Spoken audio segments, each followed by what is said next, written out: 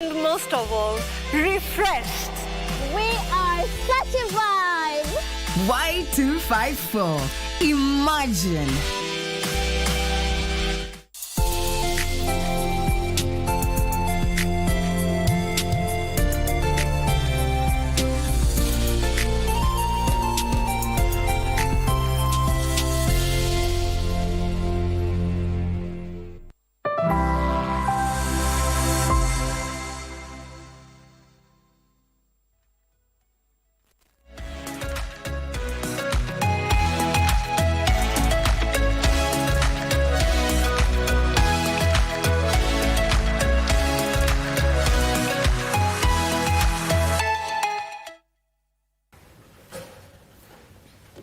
Good morning. Welcome to Good Morning Kenya. I'm happy that you are with us once again on this beautiful Tuesday morning in the capital, Nairobi, 3rd day of December 2024. How many days to Christmas, Vivian? Just 21 days, or is it 22? 22 days to Christmas, yeah. Mike, do you have your Christmas best? I'm planning on it, but I'm yet to get it. I'm planning on it. Okay. Yes. Ray, what are we planning for Christmas? Oh my God, just to survive.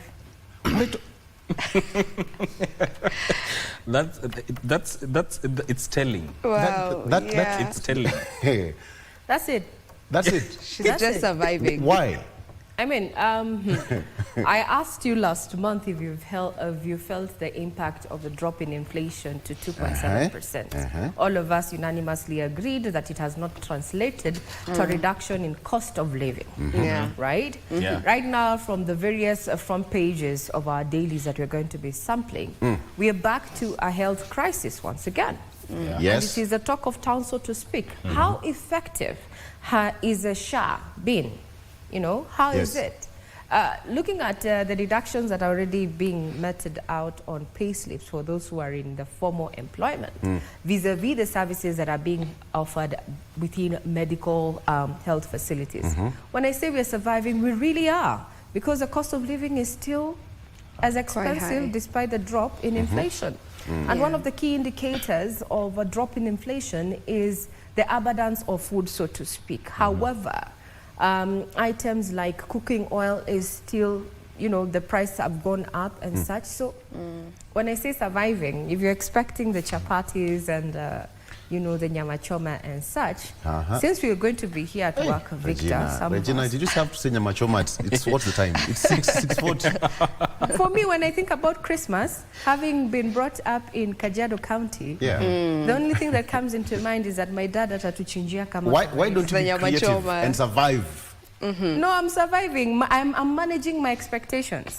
He might not slaughter a cow this time. He might actually think of doing mbuzi. You get? Well, that's, There's You chicken get my too. drift? We are Yes. adjusting to the economic times, so to speak. I think adjusting is the word. And as we are speaking 21 days to Christmas, it is exactly a few days or a few weeks to back to school. Yeah. Yeah. School fees. Yeah. And all. You're right. Just before you continue, I was having a conversation with a friend who is a medic, and the conversation went and like, you know what? People are not going to the hospitals right now. And the assumption is either people are deferring sickness until we get to January, where we have allergies, where we have, you know, and now that's where she and SHA, actually SHA will now kick in. Allergies. Vivian decided to eat Mahindi Boiro, Namutura Pale, and all manner of things. So how are you going to survive now that Regina is saying that, okay, the pocket is not that good? Creativity kicks in. I think people are Find finding alternatives. ways to survive. And I don't know, have you noticed that we've had a mushroom in retail shops within the estate? Like we're having more wholesale shops within the estate and like the supermarket retail outlets. Yeah, people are opting to go to the wholesale to buy their food stuff than actually going to the supermarket. Yes.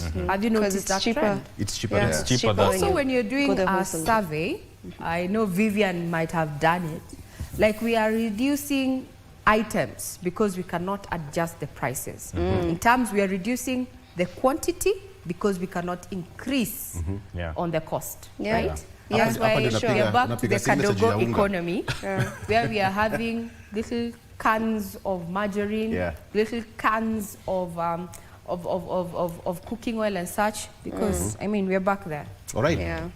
Regina, Now let's take us- bring you up to speed with those us stories to that the have been news. making headlines, and we also have a statement that has come in from the Ministry of Education. There, we're going to be reading it as we proceed, but for now, let's start off with one of those stories that has made it to the front pages of various dailies that we're going to be sampling. And this is in regard to medical services, or other services at the Kenyatta University Teaching, Research and Referral Hospital were abruptly paralyzed on Monday after medical and support staff downed their tools to protest poor working conditions.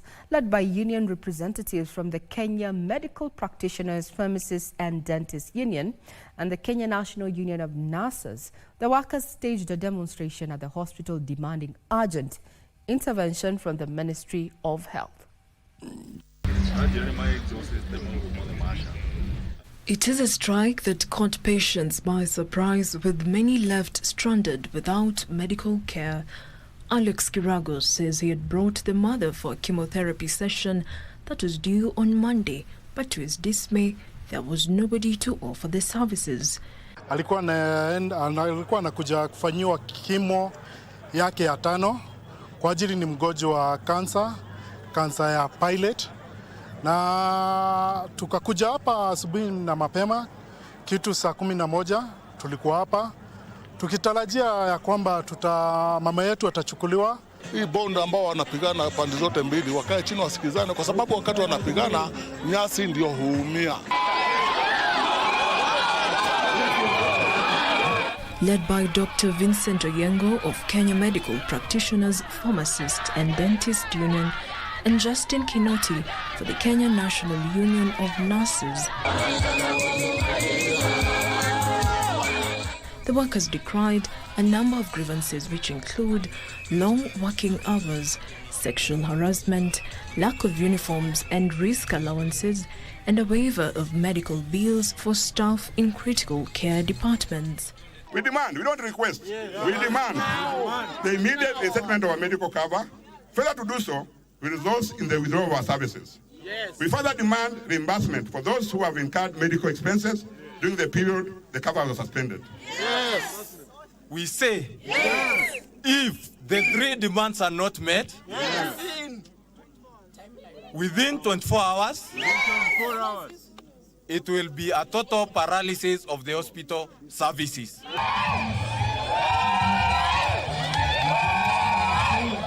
They also called for the immediate reinstatement of the hospital's suspended CEO, Ahmed Dagane, who was placed on compulsory leave pending an investigation into allegations of financial mismanagement. The recent developments regarding the forced leave of the substantive CEO have severely impacted the hospital operation, leading to a decline in staff morale.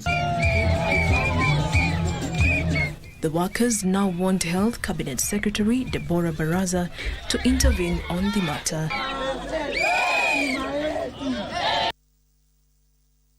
Sport check to find out the situation in that particular facility.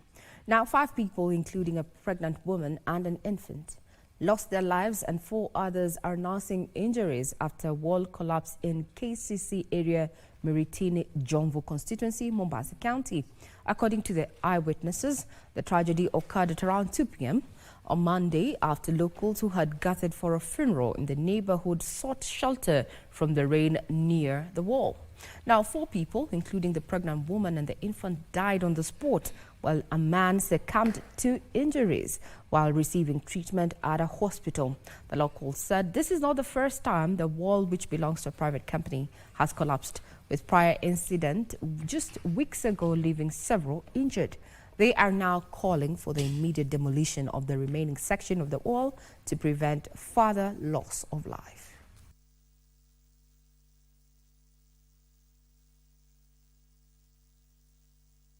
mvua ikazidi. Kuzidi ndo tayari ukuta watu wakawa wameenda kujiziba hiyo mvua kwenye ule ukuta. Ndo ukuta tayari na ukashuka wote tayari hapo. Mtoto amvunjika mkono mara 3 na huyo mama amvunjika sehemu za kiuno huku chini na kichwa, na kuna mvulana pia na huyo jamaa mwingine amvunjika kabisa huku kwa kiuno nyuma. Wiki kama za kuhesabu ama miezi ya kuhesabu, hii ukuta hapa ndani iliumiza watu. Nadhani kuna watu mpaka saa hii wako hali mbaya, wako ICU. Kuna watu wamevunjika spinal cord, wengine wamevunjika meno, na mpaka saa hii county walikuja hapo waka access. Kwa nini wasenge access kuta yote nzima yote hii? Hii ni onyo kwa wale wote wenye wanaofanya ujenzi kama hizi bila kupata taratibu. Maana tunavyoona hapa ni kuna sehemu ziliongezwa tu juu. Now, family in Nyando, Kisumu County is in distress as they continue to search for their kin who was swept away by raging waters last night following heavy downpour in the region. The middle-aged man, identified as Ochieng Mark Oyo, was riding in a saloon car alongside his friend Stephen Onda when the accident occurred. Wycliffe Okech with the details. The family of Ochieng Makoyo has been camping at Nyaido Bridge in Nyando, Kisumu County since last night. It is here that the family believes their kin was swept away by the raging waters of River Nyaido. Ochieng and his friend Stephen Onda were heading home in a saloon car when the accident occurred at around 10 p.m. last night. Nilikutana na huyo rafiki yangu hapo awasi, nikamwomba lift. Sasa tukaenda naye kufika hapo kwa mtoni. Alijaribu kupita lakini maji ilikuwa mingi. So kwenye nilisikia akisema, aliniambia tu hii gari imefloat, fungua mlango. Nikajaribu kufungua ikakataa. Tukaingia kwa maji. So mimi nilipitia driza. Stephen, who was lucky to escape from the vehicle, has since been treated and discharged from a nearby hospital. Meanwhile, the search for Ochieng Makoyo is still underway, even as his family stays hopeful of finding him alive. The boys have really struggled moving downwards, but they cannot get him. Tumetembea, hata kuna wengine bado wanatembea kilomita 13 kwenda kuangalia kama maji ilimbeba. Wanatembea kando ya hii daraja waone kama tutampata, lakini shida ni vifaa hawana.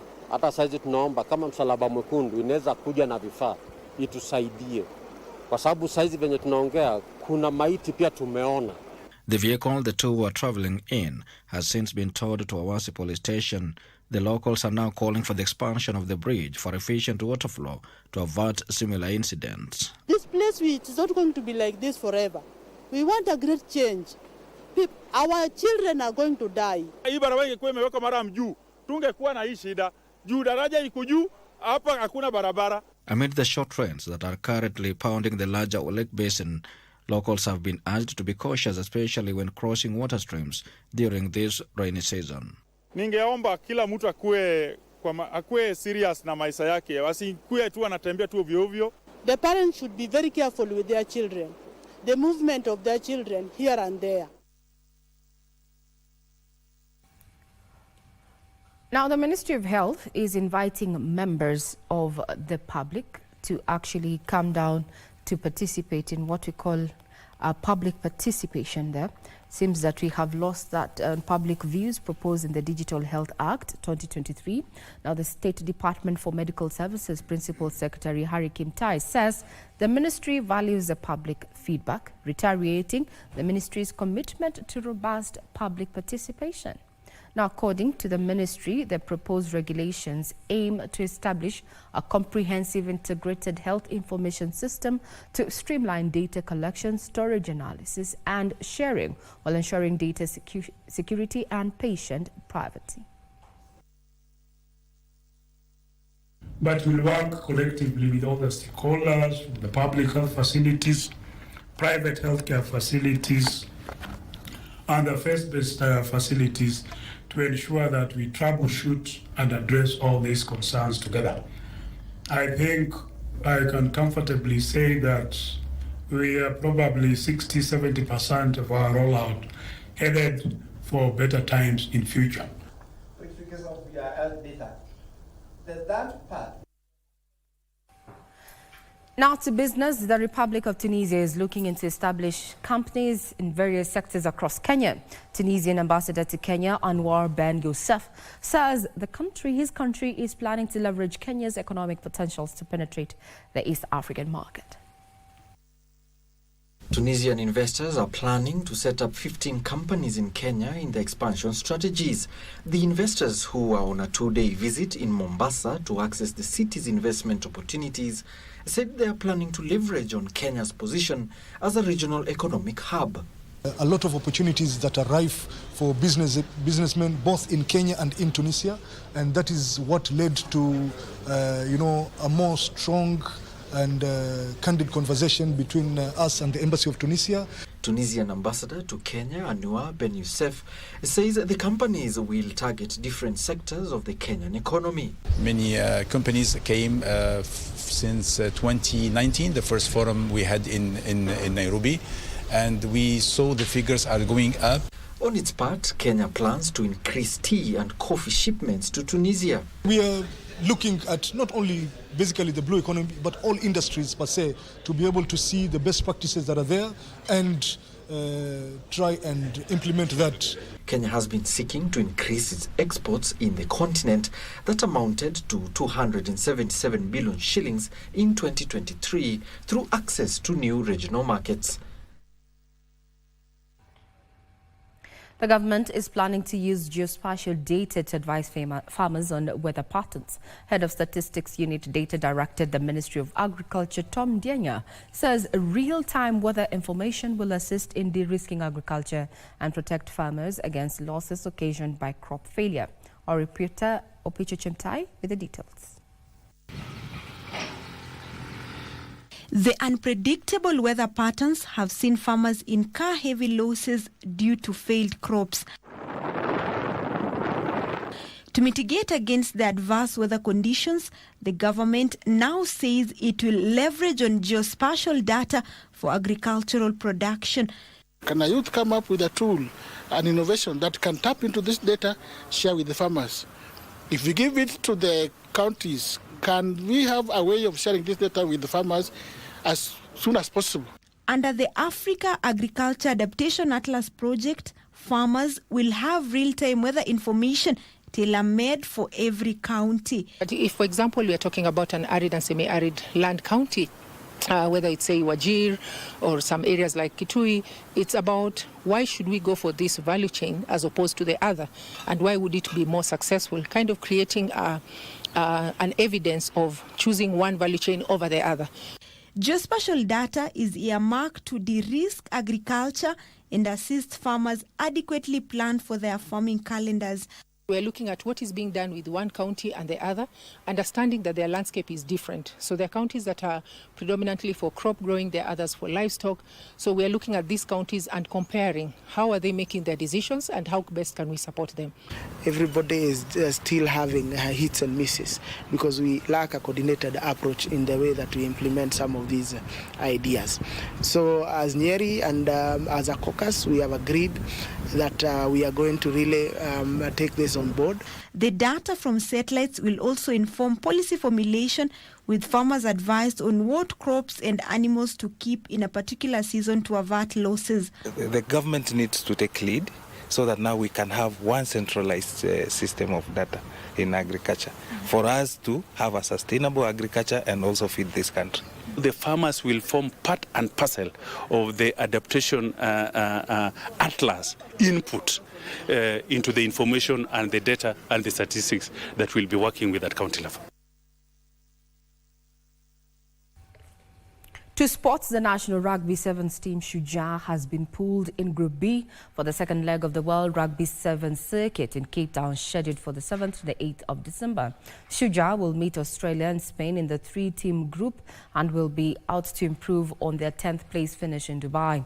After the opening round last weekend, Shujaa is placed 10th on the standings with 3 points, while Australia is 7th and Spain is ranked 2nd with 18 points. Now, in Dubai, Kenya lost to France and Australia in the group stage, but beat South Africa to be relegated to the 9th place semis, where they beat Ireland but succumbed against Uruguay in the 9th place final. Fiji leads the 12-team standings with 20 points, while Spain is second, 2 points adrift. Argentina, New Zealand and France are placed 3rd to 5th positions respectively.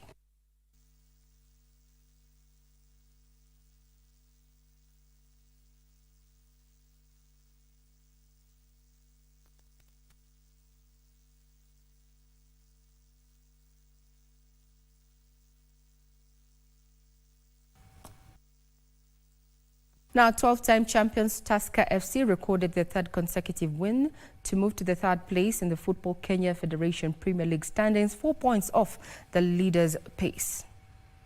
Tusker defeated Moranga Seal 3-1 with Brian Ogam scoring all the 3 goals to help Brewers move to within 4 points of leaders KCB. Tusker is ranked 3rd with 18 points, while KCB, who drew their 2nd match in as many games, remained top with 22 points. Bandari continued with the impressive run, registering their 2nd win on the bounce after beating Nairobi City Stars by 1-0 to move to 2nd place with 19 points. Newly promoted Mara Sugar dropped to 4th position following 2-0 defeat against Gor Mahia. Madara United is ranked 5th on 15 points. Defending champions Gor Mahia lie 6th with 14 points, while FC Leopards, Kariobangi Sharks, Sofapaka and Shabana are ranked 7th to 10th respectively. Kenya Police winless run extended to 5 matches and are sitting at the bottom of the group with a meager 8 points. Posta Rangers and Talanta occupy 16th and 17th positions respectively.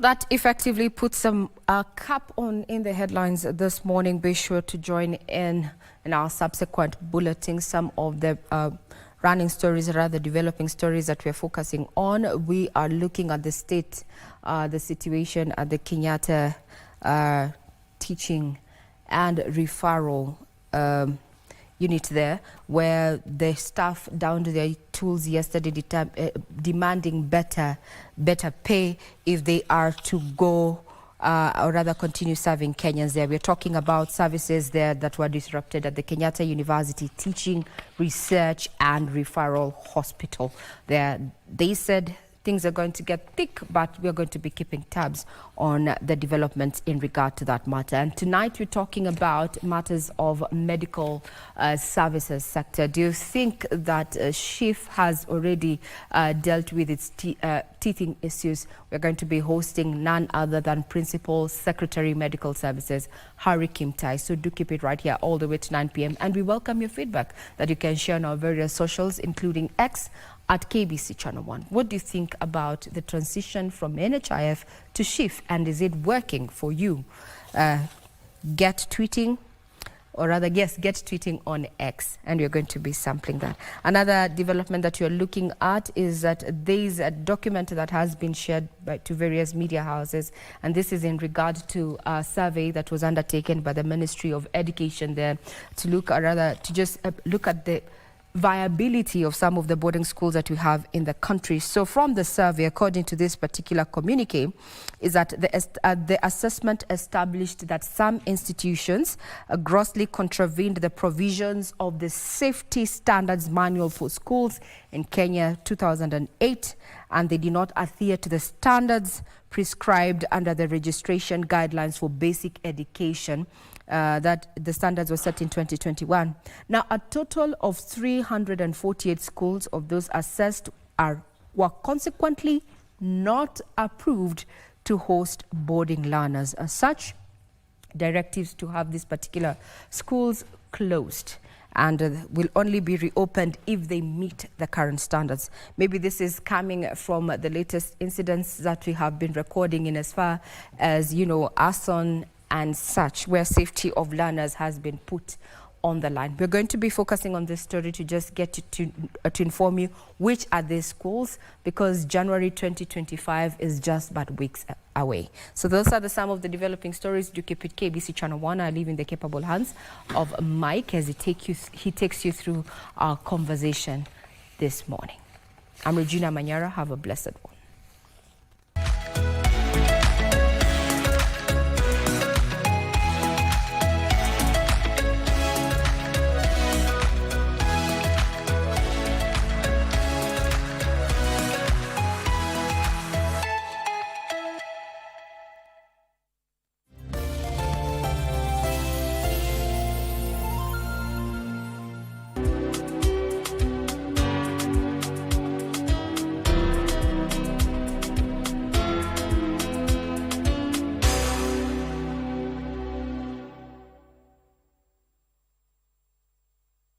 Say bye-bye to FOMO, the fear of missing out, by downloading the KBC Online app that gives you access to everything you love. Get the latest news, sport,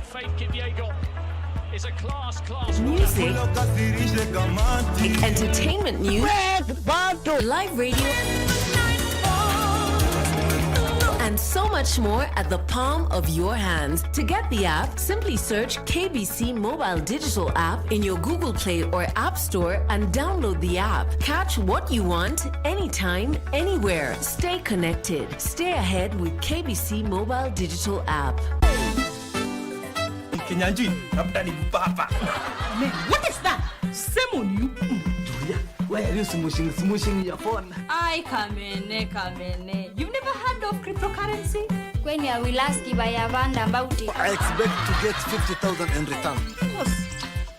So, when am I expecting to get my money back plus the profit? Maximum 7 days.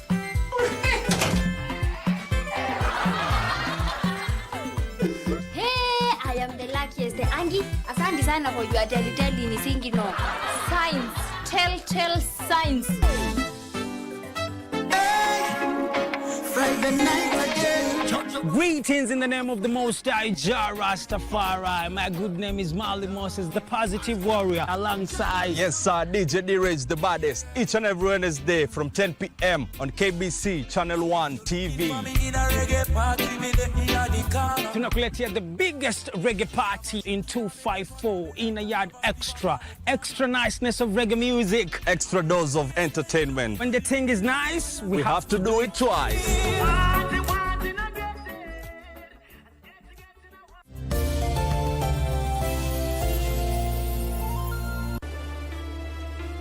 Ushapata usaidizi zote? Sijatibiwa bado. Anywe yale maji, halafu itapobakia aweke kwenye jeraha. Lakini haya ya Jasiri yamenishtua. Afadhali ongea na mizimu ingilie kati. Niko hapa kwa ajili ya Jasiri. Huyo mwanamke ana roho mbaya.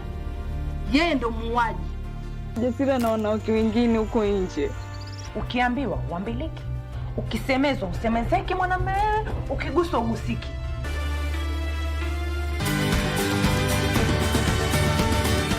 Thank you for joining us on Healthy Living. Stay connected to Voice of America at voanews.com. A look at your kidneys and how they impact your health. And an expert discusses chronic kidney disease and how to protect yourself. And Ivorian psychologist Noor Bakayoko shares some insights on bullying and what can be done. It's important to avoid major events or major health crises. How do you know if your cough is due to a serious condition? We'll have some answers. Stay well and strive to make every day a healthy day.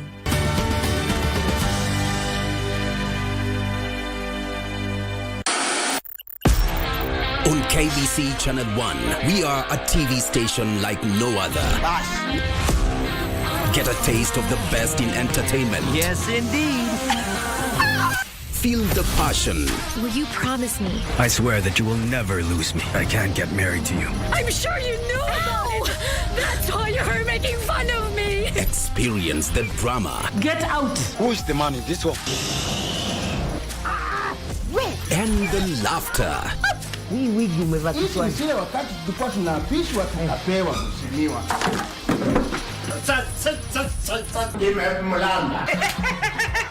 Move to the beat.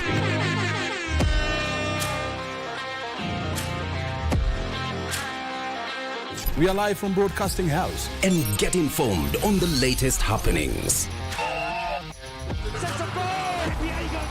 KBC Channel 1. Wow. Yeah! We are the full package. Oh, yes. And Kenya's watching. Thank you very much for joining us.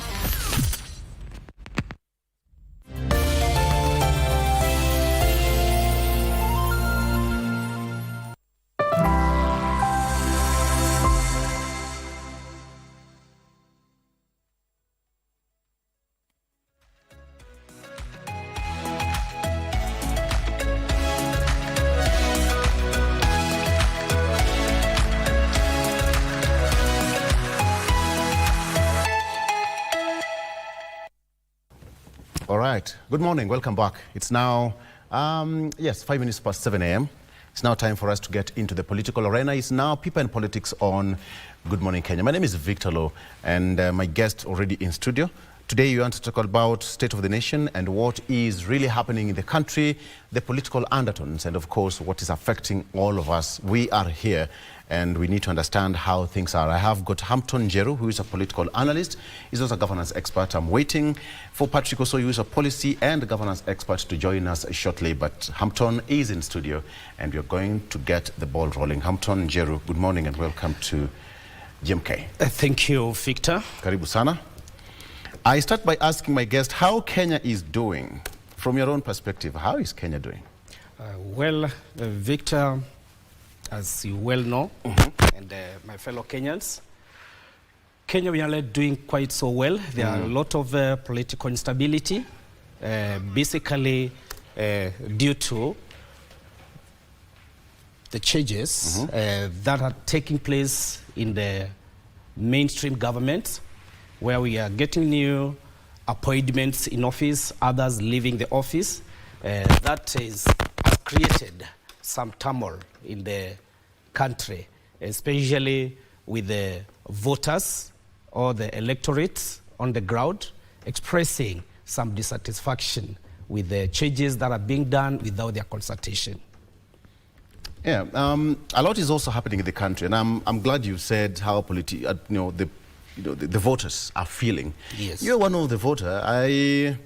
I'm quite interested to understand how you are making things work out for you, because we have to be creative. Before we started the show, I and my colleagues talked about how to be creative in terms of how we are running our daily affairs as Kenyans, etc., etc. Much as people would say, things are tough, economically speaking. So how are you adjusting to everything around you?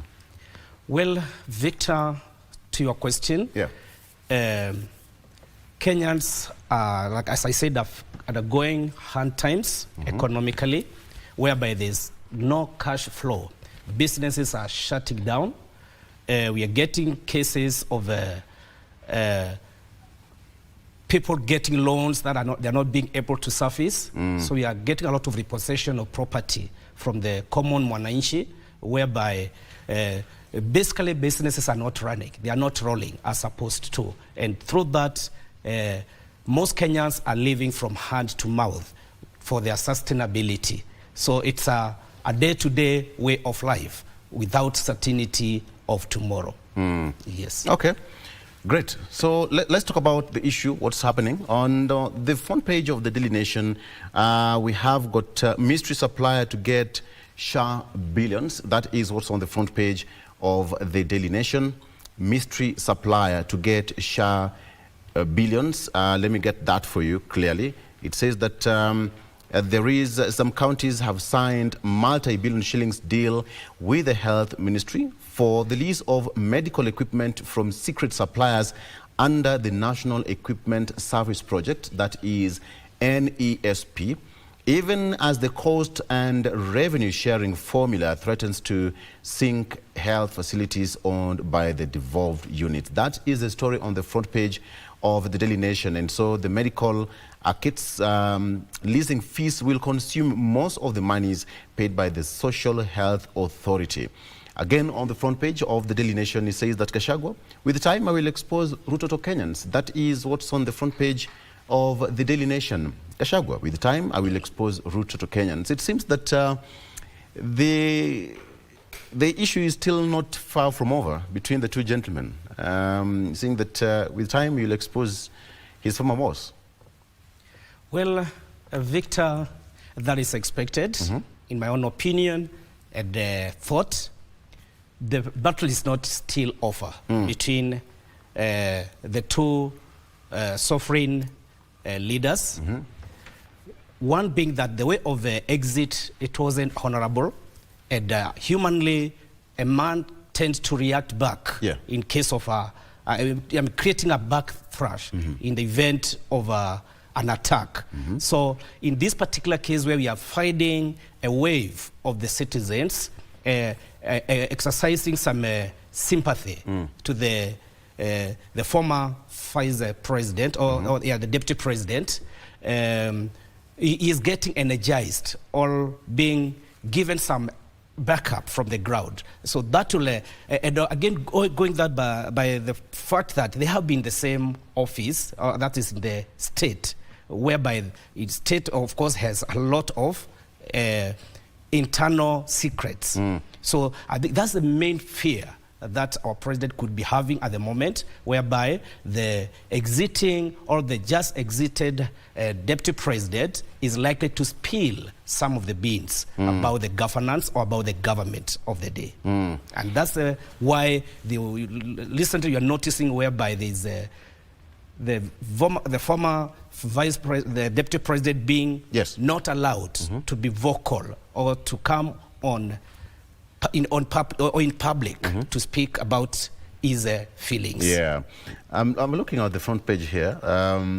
Bonahampton, the issue of mystery supplier, according to Daily Nation, to get sharp billions of shillings, and this seems to be a scandal in the making, where medical kits leasing fees will consume most of the money paid by the Social Health Authority.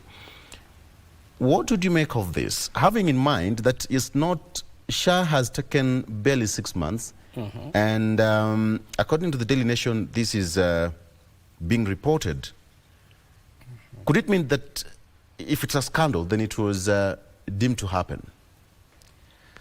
Well, my thought, Victor, about SHA, it has still not been quite well streamlined to accommodate the Kenyans as supposed.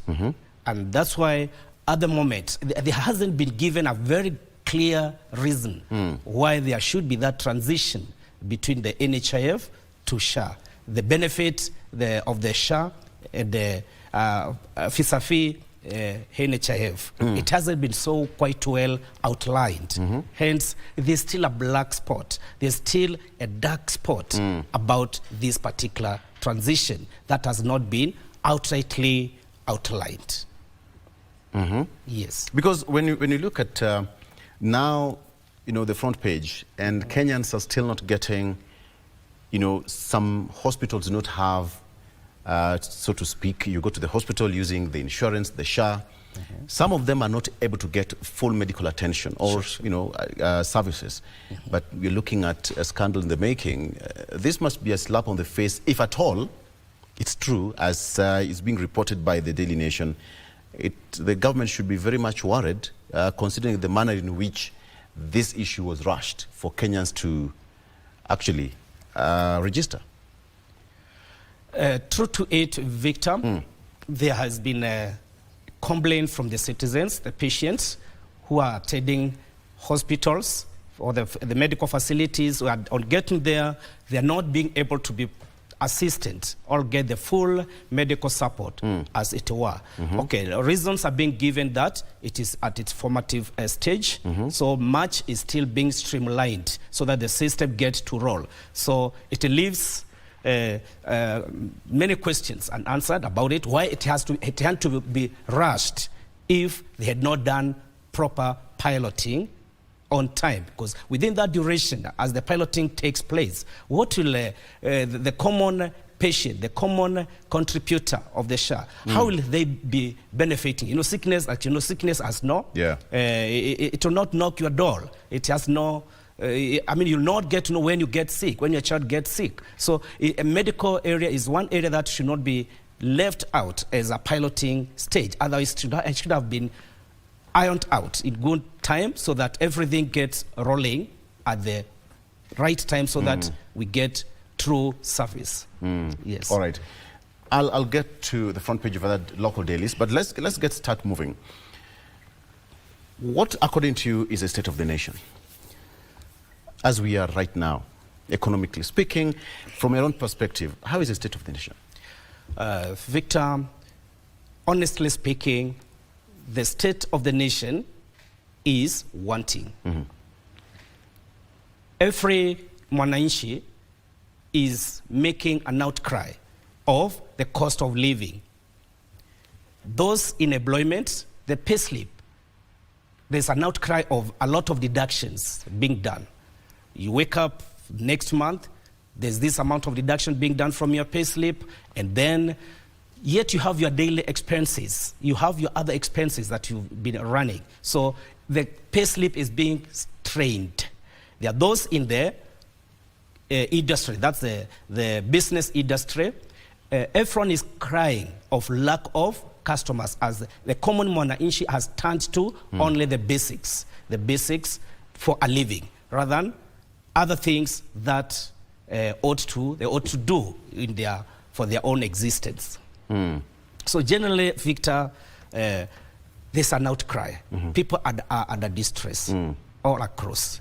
And hopefully we hope and pray that a solution ought to be sought towards the same. Okay, great. I'll get to that very shortly. And when you talk about the political landscape in the country, we are seeing the issue between the government and the church, and the government says that, you know what, we must work together. And we are also seeing the push and pull between the two entities.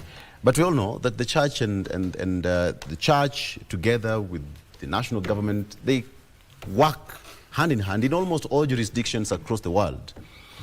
So at what point are we going to have a common ground between the two?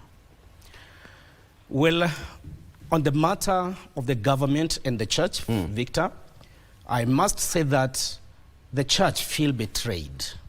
The church played a major role to ensure that the government of the day took up the office.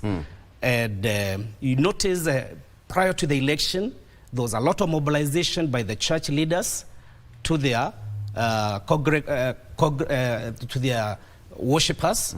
There was a lot of mobilization that this is the government that we need to start with. It has spiritual leaders. It has people who are God-fearing. It has people who have us at heart. So, and progressively, as we moved on, we've realized the promises that were made by the government of the day were not implemented. So along the way, the church felt, or has felt, neglected, betrayed, and abandoned. And so there's still some tension that I may not be able to tell up to when it's going to last. But this is not new to us. I mean, we've been there before in the country. I mean, the push and pull between the government and the church. Yes. We have seen it happen before. And a consensus has been drawn where there is an open forum, or there's a round table talk.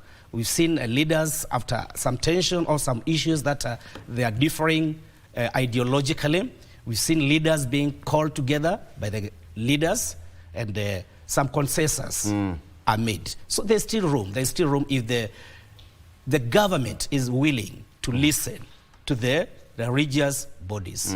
A solution is likely to be found. Great. Patrick Osoi, for joining us. Nairobi has, we all know how Nairobi can be sometimes. I know. You know? You wake up feeling pretty fine and everything is running out smoothly until we find some floods. Sure. Yeah. Right. Good to see you. Good to see you. You'll be so silent. What's happening out there? I'm just laying ground.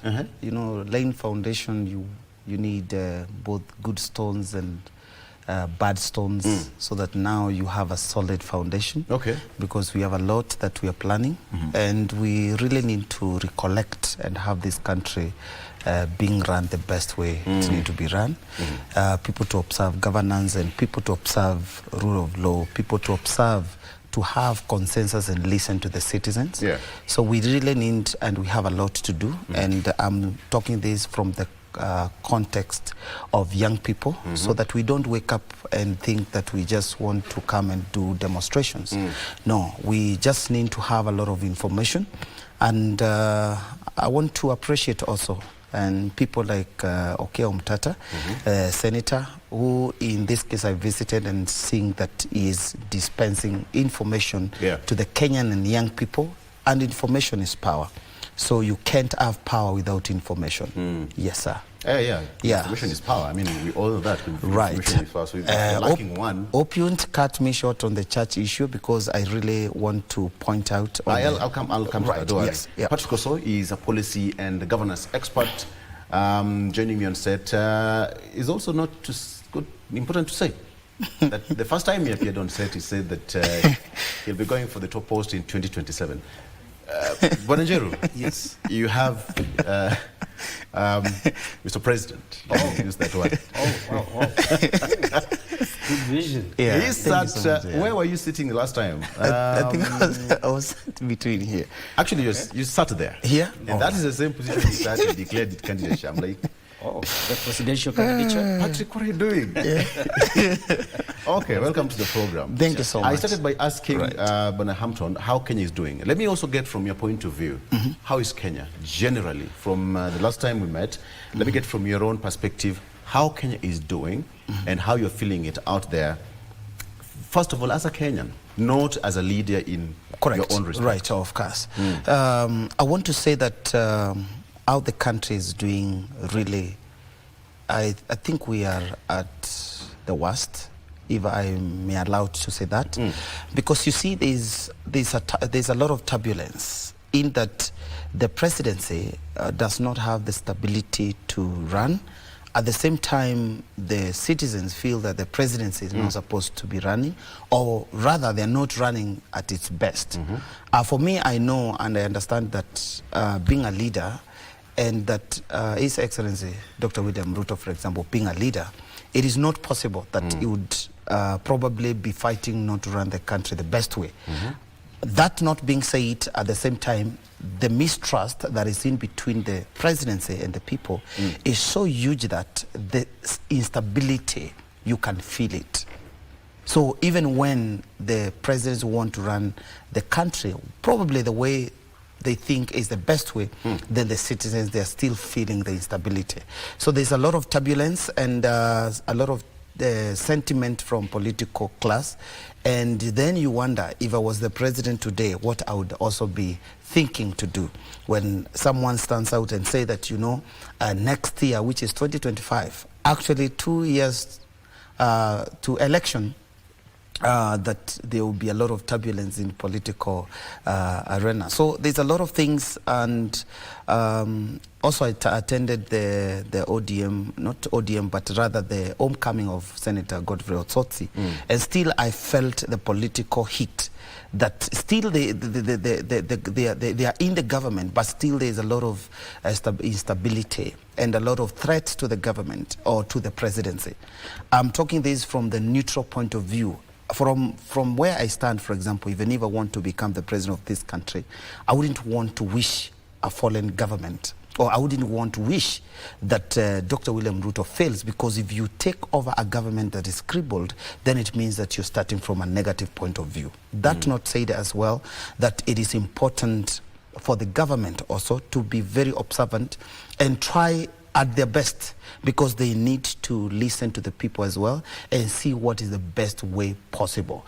They may not do what they wish to do, but they may tend to want to embrace to do what people tend to think is what they are supposed to do. At times, you can do the best for the people, but that is not what they need at that given time. Today, if you went and you bought a person from the streets or any other place, a chopper, at this given time, they may not need that. I have tried many times on the street and tells me, you know what, Mwesh, give me something and all that stuff. I tell them, you know what, I want to leave you with this vehicle. Guess what they tell me? No, I don't want that. It is a good thing, a bigger thing than what they are asking for. But at that given time, they don't need that. So there needs to be a balance between what Kenyans want and what the government want to do. And thus we will have at least political stability. What do Kenyans want? Kenyans have been making a lot of noise, and let's say the noise might be genuine, and I'm talking from the point of being an expert in matters of governance and policy. At times you need to have a consensus. At times you need to listen. At times you have to do even in our homes, in this extent, I'm saying from the point of our wives. If you have a wife, at times you may tend to do or want to do things in the way you want to do them. But because of accommodating the thoughts or accommodating that your spouse or your partner, you need to tone down and bring them to understanding if you want to take the route you want to take. So there is a need, and a very big need, for the government to tone down and listen and see whether they can be able to listen to Kenyans. If they're saying SHA, SHE, and other provisions by the government is not the best for the government, then what they tend to do is, what is the best way? Can people have a provision? I want to submit that they used several good monies, I think 106 billion or something to institute the new system, for example. Then what would have been the amount that was supposed to be used, for example, to improve the system that was there for NHIF? You see, such kind of instability and government tending to, you know, to bring out things where they think is the best way, but for the Kenyans, they feel they don't really need such. All right. Yes. Okay. Yeah. I've given you time so that you can also... Right. It seems that the issue of SHA is bringing a lot of, actually even on the front page of the Daily Nation, you're also saying that an identified or a secret supplier to get billions of shillings from that SHA. And I asked Njeru the same question, Hampton, why he thinks that that is deemed to happen, or was it by design that 6 months or so into the new system of SHA, and now we have such a headline on the front page of the Daily Nation where a secret supplier is, you know, about to get billions of shillings in supplying medical kits, etc., etc. That must be worrying Kenyans at a time when we don't have enough. And most Kenyans going to these hospitals and they're not getting enough services or proper services as supposed to be. And it's now somebody asked, at least creating some sense of doubt why in the first place it had to be rolled out anyway, when this is now happening. Okay. When you hear him, Hampton, when you hear the way he says, I asked him, yes, what do Kenyans feel? And he's given his submission, and he's given a number of examples. But according to you, what do you think is the pulse of the country? What's the heartbeat? You know, how Kenyans, the heartbeat of the nation, where we are today. Both of you have said that things are not okay. But Yes. To someone, something's okay. I mean, people are doing fine. I mean, it's all not that doom and gloom. Well, Victor, the truth of the matter is that generally over 90% of the Kenyans are feeling the pain of the economic bite. In this realize not only, even those, as I said, even though the civil servants themselves, only that they are gagged in the sense that they cannot speak out, either maybe because of the position they are holding in their different portfolios. But when we interact with these people on the ground, they'll just tell you point blank, we are not heading towards the right direction. Generally, the economy is not really flowing the very best way. Direct to your question, maybe around only 5% or so, those who are benefiting directly. Because, Victor, you walk on the street, you walk on estate, you still some people doing major developments, personal developments, constructions taking place, buying of new cars, you find them. But it's to the pockets of just a few, not the very many mwananchi. The commoners are feeling the heavy weight of the same. All right, let's take a break. And we come back. I also wanted to continue the discussion and much more coming up after this break. Stay with us.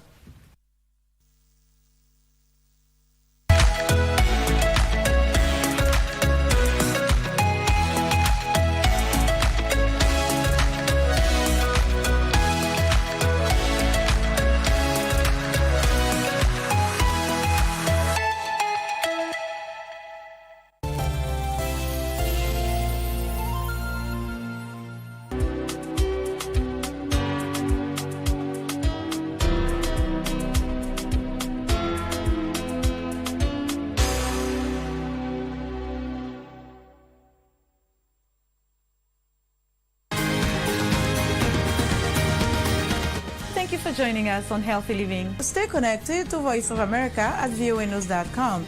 A look at your kidneys and how they impact your health. And an expert discusses chronic kidney disease and how to protect yourself. And Ivorian psychologist Noor Bakayoko shares some insights on bullying and what can be done. It's important to avoid major events or major health crises. How do you know if your cough is due to a serious condition? We'll have some answers. Stay well and strive to make every day a healthy day.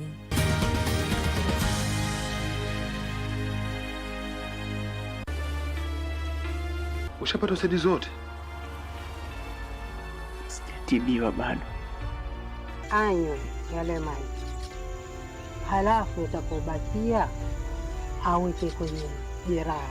Lakini haya ya Jasiri yamenishtua. Afadhali ongea na mizimu ingilie kati. Niko hapa kwa ajili ya Jasiri.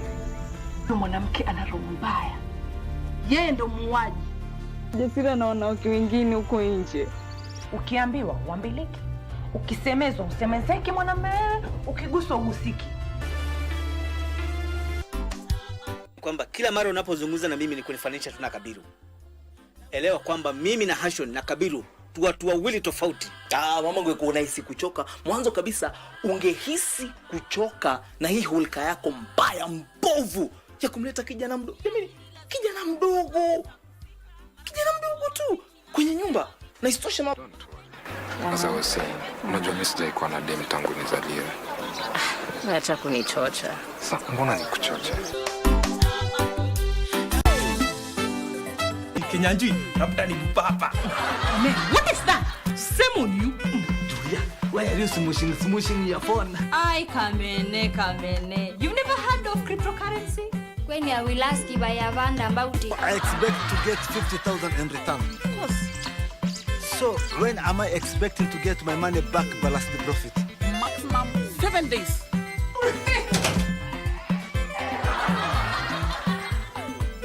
Hey, I am the luckiest. Angie, asante sana for your tell ni singi no.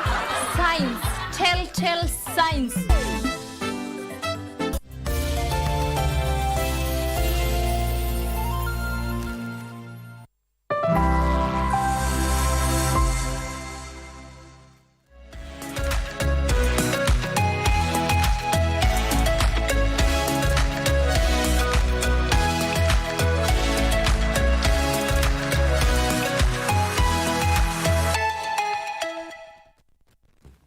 Okay, welcome back. So all of us have their cups of coffee.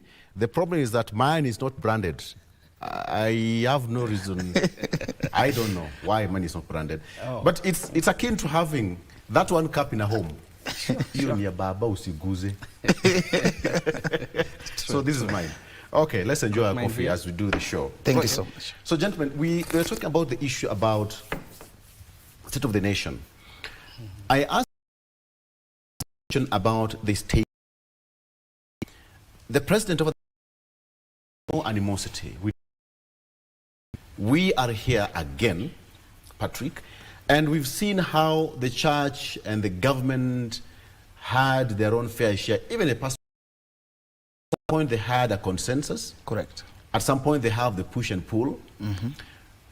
So what will bring sanity between the two entities, mm-hmm, from your own perspective? Because it seems today is cold here, mm-hmm, the following morning is cold. It keeps on going like a... Mm-hmm. So what I want to submit, and that's why I was very, I really had to hesitate that some submission. The church needs to understand its possession. And the church possession is truth. And not just truth, but also to observe the history of how the religious or biblical things are conducted. It is the obligation of the church to actually appoint the leadership to the people. Mm. It is also the obligation of the church to also disappoint, let me say to reproach, or rather to redirect the people if there be any misconduct of a leader in society. That is the work of the church. I have gone to churches, and some point you realize they were saying, you know what? In churches, we don't want politics. Those are foolish leaders of the church. The church leaders need to be very firm, spiritually guided on directing the people. I want to give an example, and that is why... Why did you say they are those leaders? Yeah, this is the reason. One, go from the context of the biblical teachings, especially between the King Saul and the King David. What happened? And we want to look at it from what context? That it is God himself, through the people, through the prophets and stuff, who elected, appointed the King Saul. At the same time, it is the same God from what the King Saul did. And I want you to check on the things that the King Saul did by the same God who put him in place. Yeah. So it is not an embarrassment and any tussle between the church and the government. The church has the full mandate to stand firm if there be any disobedience of any leader, to say that your timeline has elapsed, and this is where the people need to stand. I want to say that it was very clear that King Saul was rejected because of various reasons. One of the reasons was impatience. Another reason they're saying Saul's foolish oath, and then the other one was Saul's failure to follow God's instructions. The most disobedience and other things that this person did. So, amounting to, and the will of God is, the church has the obligation to stand and say that this is how what God wants with the people. That does not leave procedures for the new king to be put in place. Because if you realize when King David was being brought into the kingship, also you see from the history what happened. At some point, actually, David had to pose to be like a madman. So we also don't wake up, also, even if we want the new king, and interrupt or maybe just all of a sudden overnight want the old king. There need also understanding that the new king, understand that he need to get out of the place on various disobedience and to the will of the people, and the will of the people is will of God. Great. Yes. That's akin to say that the church has given both sides different powers. So God has given government the sword to rule, and and the sword, power of the sword, and the church, part of the keys. Right. But at some point, these two tools collide. Our church is. Let me get this from Hampton. The sword and the power of the keys colliding. So at what point are we going to have a point of convergence where the sword and the keys, because this is the key of the truth, is the sword of governance. The governance. Right? Yeah. Yes. So where do we have the two combining and having the let me use it, the gospel of coalition. Thank you, Victor. Case where, like you've said, it is evidence, there is conflict, there is that mistrust or related to parties. That is the governance, the government of the day, religious groups. In this particular case, there need to be a voice of reason. And who is likely to initiate this? Who is supposed to initiate this?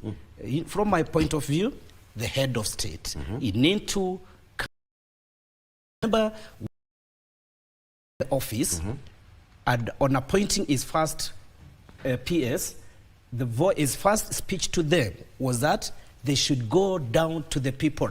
They should go where people are. They should regularly interact with the people so that they get to know their plights. But this has not the main cause of the kind of the challenges that we are facing. So to your point, how will it end up in this particular case? Like I've said, a voice of reason is required. They have to listen to the religious leaders. Because at the end of the day, clarion was that leaders should go to mashinani. Leaders should go to where people are. And the hostility that is there is giving no room for that. So there's a discord between the state and the common mwananchi. You've seen our head of state getting some hostility at some point in some regions. Or he has not been receiving the cordial reception. Other places it could be, he could be receiving it, but it's not deep from the people themselves. It is coerced or compelled. So there's a lot of discord between the two. So my call is for the head of the state to listen to the leaders, the political leaders, and also the voters. That's the only way a solution will be found. Yeah. You know, it's quite interesting because God did not give man power, a particular rule of government. You know, atrocities, monarchy, whether you call it, but he gave man power to rule over everything on earth. Yes. But the question I would want to ask, we all have that power, you know, to dominate. So why would we, or Christians, feel that government is more powerful than them, and yet they have the power of the vote? Patrick? I want to say it has been a very councillors state or even problem from the decades, from many years in history. And I want to say that it is important for the people to begin to get revelation if, in any case, we do not understand the power that is bestowed to people, and especially the sovereignty of the people, which is also in the Constitution. And I want to say that it's just a clause of sovereignty of the people, because it does not apply. Because if we hand the sovereignty of the people, there are things today we'd not be talking about, and especially from June 18th, when people went to the street. So there need to be an understanding that people have the power, and then two, the power at which they are supposed to not just to dictate, but to give direction to the leadership. There is a difference between an employee and an employer in this case, but in our government today, our politicians or the leaders are or seem to be the employers to the people. Yet the people, or the Kenyan people, or the citizens are the employers to these leaders. We actually are not ones you've seen people go begging leaders on the street, or probably in the villages when an MP goes there and everybody seems that it's like a god who has gotten into the village. Yet this person is an employee to the people. So there need to be a change or paradigm shift of mind of people to understand that it is us, the people, who have the power to place leaders in power and to take them out of power. And that one should not be apologetic. People need to embrace their sovereignty. And this one has never been, and this one need to come back. And sanity will come back to the people, where we will have people telling the leaders, in this case, the leaders who have been put in place, on what they need to do, not what they think they should do. And I want to say the politics of 2027 need to change, whereby we don't need to go to the people promising them, because you're promising them as who? You're promising them with whose money? We need to have a context whereby the people are directing and telling people on what to do. I'll come back to you shortly. Right. Yeah. But let's talk about the relationship between the church and the state, Hampton, because these two are like Siamese twins. Yes. It seems so easy for the state to go to church, but it is not easy for the church to go to the state. Yes. All right? And when it comes to, does it mean that the voter or the church itself does not have that direct link with the government? Well, on this, Victor, like you said, the two entities, they're like the Siamese twins, in that the church directly links up the mwananchi, because on its role that it plays of spiritual leadership of its people, nourishment, that is, of its people. So we're seeing people gathering almost every week periodically in churches, whereby they are able to be nourished spiritually, and also their needs, or there's counseling done to them. So we have now the church, which is resembling or taking the role of a common mwananchi, because they are in a direct link at a free mode without coercion. There's a very good relation between the church and the common mwananchi. And then now here we have the state, which is mandated to govern the state with its structures. In this particular case, the government may not be able to serve its people if they don't have a direct link to the people. The government has an autocratic power of forcing things. They can do that because they have the sword. They can forcibly bring up policies that are not palatable to the common mwananchi.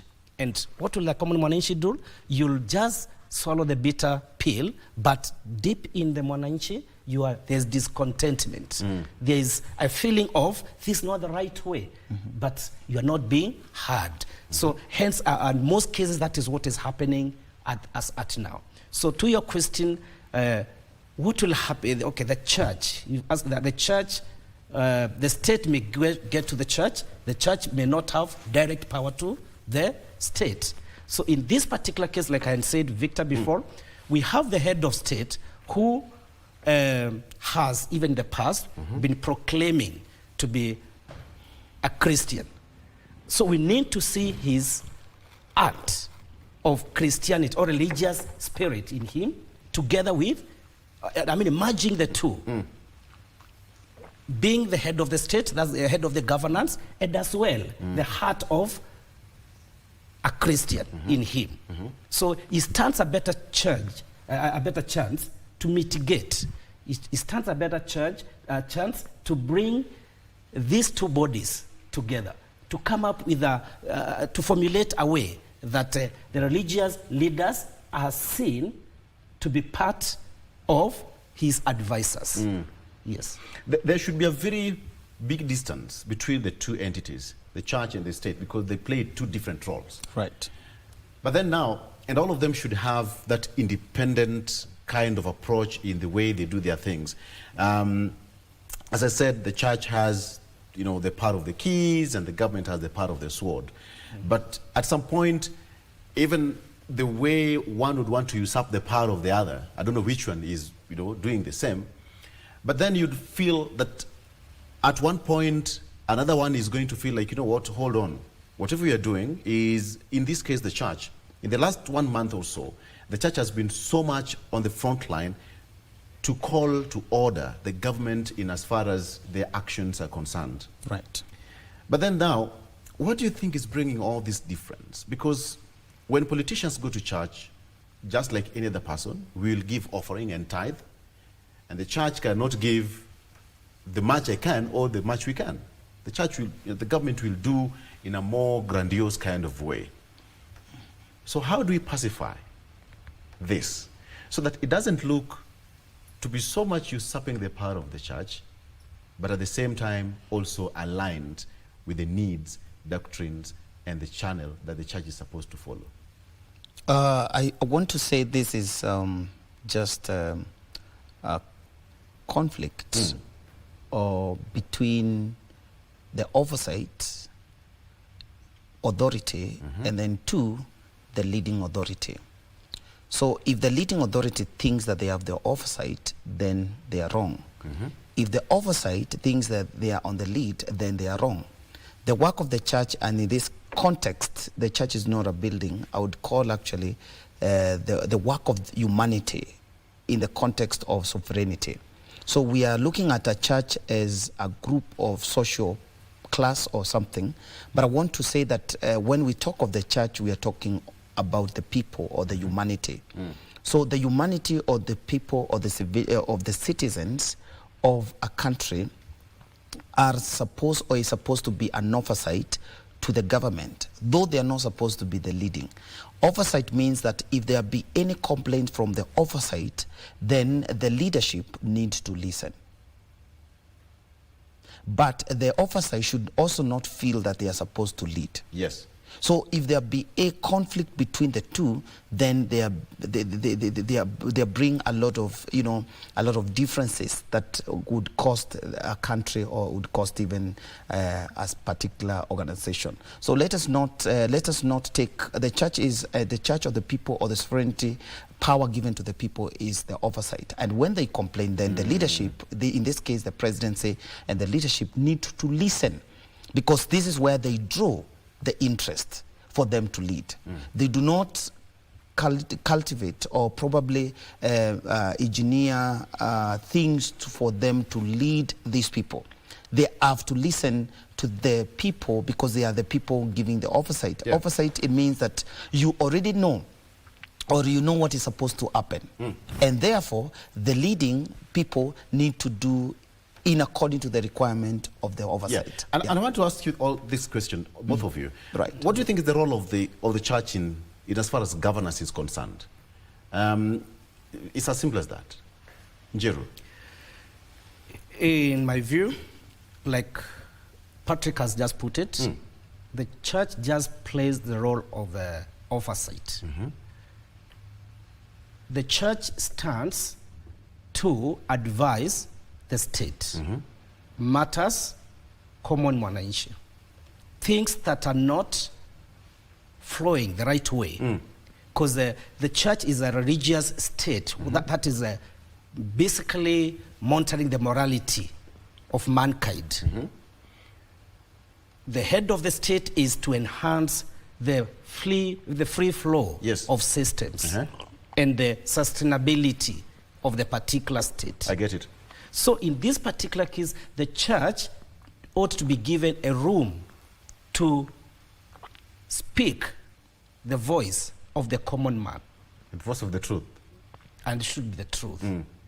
Be it painful, without soothing, in this particular case, without soothing, without sugar coating, the plain truth to the head of the state, to the government of the day, so that there is that cohesion between the two bodies. Yes.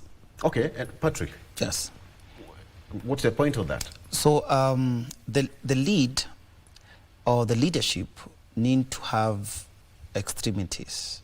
I want to put it very clear. They are not supposed to be any leniency in matters protecting the interests of the oversight. So that being said, that the kingship, or in this case the presidency, they have the mandate to run the things they're supposed to run for the interest of the people, even meaning protecting these people with the sword. But when these people who are supposed to be protected by the leadership of the presidency speaks, then the leadership are obligated to listen to the people. I want to say that the reason as to why people like King David were able to thrive in leadership, they were not good people. They did a lot of things that people would not even want to accept. But when they realized that that has happened, they would always go back and trace back to the interest of what is the core business. So there's a need, and it is not a weakness for a leader to submit and even to humble themselves to be guided by the oversight that, hey, this is not what we want. This is what is needed. When we talk of corruption and church bringing morals into the society, then it means that there is a need for the leadership to pursue that, not to pursue other interests. And as my friend has said here, that it is important for the people to embrace and to understand. It is the church, or the church, that structures the morals to the society. Two, it is actually the church, and I want the leaders of the church to listen to this and to know that it is not the obligation of the church to receive from the outsiders. It is the obligation of the church to govern whatever circle they have, to be able to provide to the outsiders. We should not, or church should not, expect to be supported. Where do they get to supply? They have to receive from this is what is supposed from outsiders. This is what's supposed to happen. When there be a social gathering, people are supposed to incubate themselves and begin to make socio-economic engagement that empowers people within people. So that an outsider like me coming from your church does not come to manipulate you because you already are in the position of gearing your things out. So when people meet in a particular social gathering, it is the obligation also of the church leaders to make sure that socio-economic engagement are geared in the church so that the church does not become weak. Let me tell you this for the record, that the church itself has been called to actually lead to the nations. And I want to submit to this morning that you cannot be a lender if you're not an investor. So let us not also have church that is geared to instability because of the monies coming from outside or people coming to donate and give monies to the church. The church is also has the moral stand to say that or to reject whatever is brought from outside if they do not have clarity of what is supposed to happen. I get you. But Njeru, then it means that one person is pulling, wanasema mpiga ngoma, Vuta kwake. Exactly. Yes. So the church is biblically, every person, the government, picked and elected and chosen by the people. All right? It's biblical. So they have distinct roles. But at church will say, gentlemen, you have a mandate, but I also have a mandate. You are you're crossing the red line. Right. And I think that's why the church came out and said, no, this is not going to happen. If we have to walk the light, we have to walk in the light. And we have to put government in check. Okay. A question that I would want to ask. It all started even in the Bible. It's all there. You've given examples, King David, King Saul, and all that. So what about church and politics? Well, it's a bit tough question. What about church and politics then? But basically, let's call a spade a spade. Go ahead. Like we have allowed our churches to be used as a battlefield by politicians. What do I mean by this? You realize one bit that chosen to aggressively received by the church bodies is through monetary. So a church will be wooed by a ransom of money in exchange for loyalty. That is happening. So you realize church is now being manipulated by the political class, so that in return they get finance. So that's where the rain started beating. So that's where now when it comes to the election, it will not be a voice of reason that will be dominating. Right. It is a wave. We've chosen to walk this way. Not because of the manifesto of an individual, but because of his closeness to us. Okay. Interesting way to look at it. Can we take a break on that? Amen? Amen. It's 8 a.m. Let's take a break. We'll be right back. Stay with us.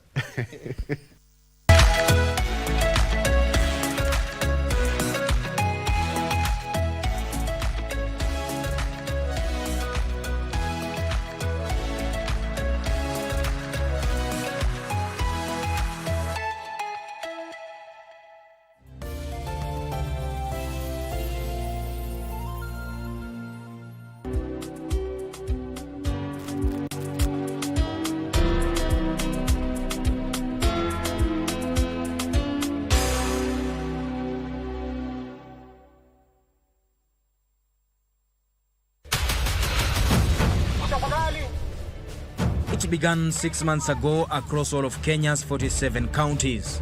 Over 1,200 passionate Kenyan youths answered the ranger recruitment call, ready to conserve and protect Kenya's wildlife. From the coast shores to the savanna plains up to the peaks of mountains, they came together, united by a common purpose. They have endured tough training and become the latest stewards of Kenya's rich wildlife heritage. This 3rd December 2024, join us in celebrating the new Guardians of the Wild in a passing out parade at the KWS Law Enforcement Academy, Lea Manyani. The event will be presided over by His Excellency Dr. William Ruto, the President and Commander-in-Chief of Kenya Defence Forces. As we celebrate the new Rangers, we urge all visitors to avoid single-use plastics within the parade grounds and the Tsavo West National Park. Together, let's protect our wildlife for generations to come. Say bye-bye to FOMO, the fear of missing out, by downloading the KBC Online app that gives you access to everything you love. Get the latest news, sports, music, entertainment news, live radio, and so much more at the palm of your hands. To get the app, simply search KBC Mobile Digital App in your Google Play or App Store and download the app. Catch what you want, anytime, anywhere. Stay connected. Stay ahead with KBC Mobile Digital App. Kinyanji, labda ni papa. Man, what is that? Same on you. Julia, why are you smooshing your phone? Ay, Kamene. You've never heard of cryptocurrency? When I will ask you by Avanda about it. I expect to get 50,000 in return. Of course. So when am I expecting to get my money back plus the profit? Maximum 7 days.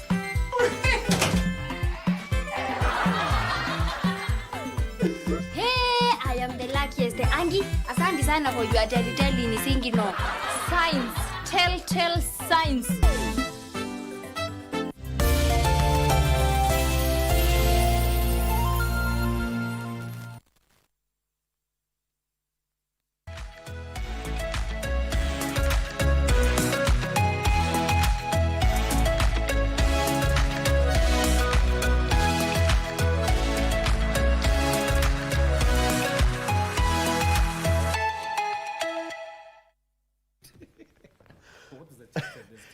It's quite interesting. I mean, so I've given them names today. Reverend Patrick and Pastor Njeru, quote unquote. All right, they did go to any theological school. I have to clarify that. Disclaimer. Let's talk about this because it's not the first time that we are having this discussion, gentlemen. It's not, actually it's here. And for a very long time, we will have this discussion, the push and pull between the church and the government. But let's come back. I want to ask you a question. So we have these two entities fighting, but there is one person who is remaining in the middle, Wanjiku. What does Wanjiku have to do with this? Patrick? I would say that when the church speaks, we should expect that it's the voice of the people. And that is why I said the oversight, which is the church and the people, when they speak, the leadership should come to attention. Because it is the interest of the people or the church that is making these leaders to be where they are. So the Mwananchi is Wanjiku, and that is why I want to call for genuineness, and especially when the religious leaders speak in this country. They need to be very genuine, and they need not to be manipulated by the political wave, because they are not political leaders. They are not political representatives that they should be called to attention. I understand that most of these high positions in church are very political, but this should be the case, and especially when we want genuineness and truth in leadership. So let the religious leaders speak, not just from them being manipulated or being friends too, but speak from the point of what Mwananchi is in need of, and also from the point of moral statutes or moral stance to the people. If there be corruption, that's a moral thing. If there be anything to do with killings, that's something that the church should be loud about. If there be any mishandling of the people, it is very important for the leaders, and especially the religious leaders, to be on the lookout and to stand out and speak what is supposed to be there. Yes. Okay. Yeah. So let me get to your point on that. Where does Wanjiku now remain? Because we have these two entities, and Wanjiku is left in the middle, waiting and looking at how the church is calling out on the government and the government is saying, oh, wait a minute. So what do you think is running through the mind of the voter who every Saturday or every Sunday or any given day will sit and listen to the politicians or the church leaders? True. The Wajiko, in this case, stands to be at the receiving end. And in this particular case, we want to, you know, see, the Wajiko doesn't have a direct link to the government of the day. We go to the church itself. It's the one only gathering where we always have a monologue. In church, you don't question when the pastor is preaching. So, to resolve this particular case, so Wajiko, if it's not well represented by the what church... What if you are having a dissenting opinion in church? What do you do with that? Well, it is... so that's the gospel truth. It's the gospel truth. The pastor said, and that is the gospel. Yes, that's it. And when he finishes preaching, go home. You go home. Oh, my goodness. So, in this is just to beseech the religious leaders, as my brother has just put it, to be truthful, to be morally upright, and represent the Wajiko in that very best way. That's the only way Wajiko will be off the hook. Yes. So where does the church and government play the key role of advocacy? Because we have to play that role. You know, the church may have the role of, you know, enhancing human rights, doing democratic governance and political reforms, etc., etc. Correct. So at what point, how does church enhance that advocacy? You see, the church leadership really has a lot of time to interact with the mwananchi on the ground. And I also want to say that the policies, most of the policies and things are supposed to originate from the church point of view. And I say church is just a symbolism of the people. It is not, something that we are cultivating to look at it as a religion. No. It's a symbolic of the people. Yeah. So what we are looking, or what we are saying here, that the origin of the policies and moral policies are supposed to originate from the church point of view. Like a watchdog. It's like a watchdog. So that now what is presented to the leadership, even to be enacted by the act of government, whichever, should come from the people, not from within the leadership, claiming or purporting that this is what they think is best for these people. So the leadership of the government, or how the government is run, is not like any other leadership of an organization, whereby the leaders can dictate or decide on behalf of the other people. Because the government system, and that is why we have the sovereignty inclusion in our constitution, is that the people are the determining and the dictating power of what the leadership are supposed to undertake. So all the policies, church has a very big role, actually. I would even call that every other Sunday, every church should actually have a way to educate people and even to enlighten people of their rights, and especially with the government. So there need to be a new way, and church need to craft a new way to have people understand that life cannot be complete with only social engagement or economic engagement. There also need to be political engagement in any particular gathering of people. So for a church to be complete, it has to engage into three aspects of social engagement, economic engagement, and political engagement. Very good. So these things need to be very deliberate in the church so that the people are enlightened and understand what is their position, what is their rights, what is their inheritance, so that somebody does not come to steal their inheritance because they do not know. So that is what I would want to submit, and to say that it is the policies are supposed to be drawn from the church point of view or from the people point of view for the leadership to enact them. What about you, Njeru, in terms of advocacy and partnership, so that the two can work? You know, there's that collegiality between the two entities for the betterment of governance. Yes. Yeah. we need, in my case here, I would suggest we have a kind of coalition or integration of the government and the church leaders. Let's have religious bodies which have the structures like recently we are seeing interdenominational gatherings and prayers.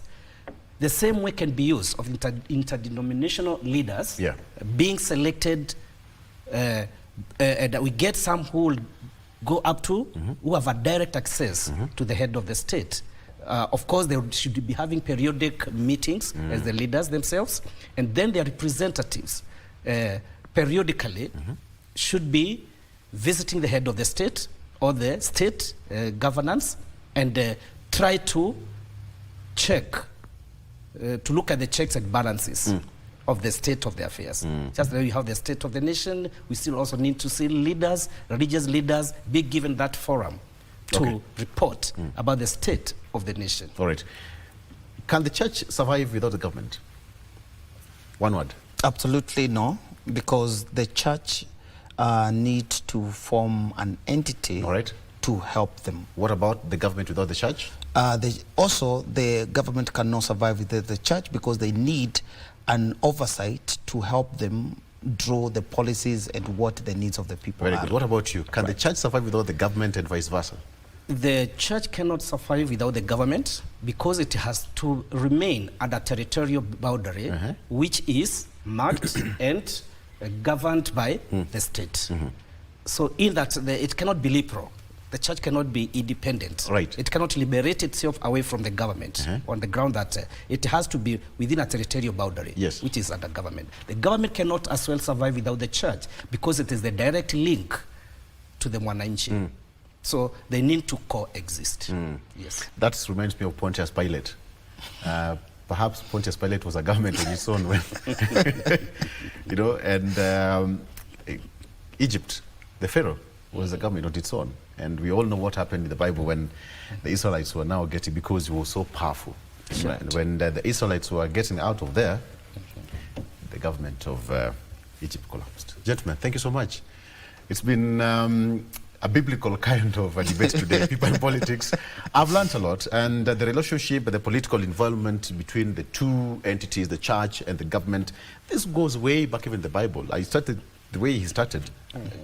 Are you a son of a pastor or a reverend or something? I actually always put some disclaimer about the preaching, but I do a lot of I do a lot of research, especially draw some context from the biblical point of view. Very good. Because I realize it's not just what we call it like a word of God, but it's a book that individually somebody can read and draw a lot of experience from Patrick myself, I think you also went to Sunday school. Sure. And you are the top student in Sunday school. On a lighter note, thank you so much for joining us. That is Hamilton Jeru, political analyst, and Patrick Osoi, political and governance expert. Today we'll be talking about the story between the church and governance. My name is Victor Lo. Thank you so much for watching. We are taking a break. JMK continues after this. Good morning.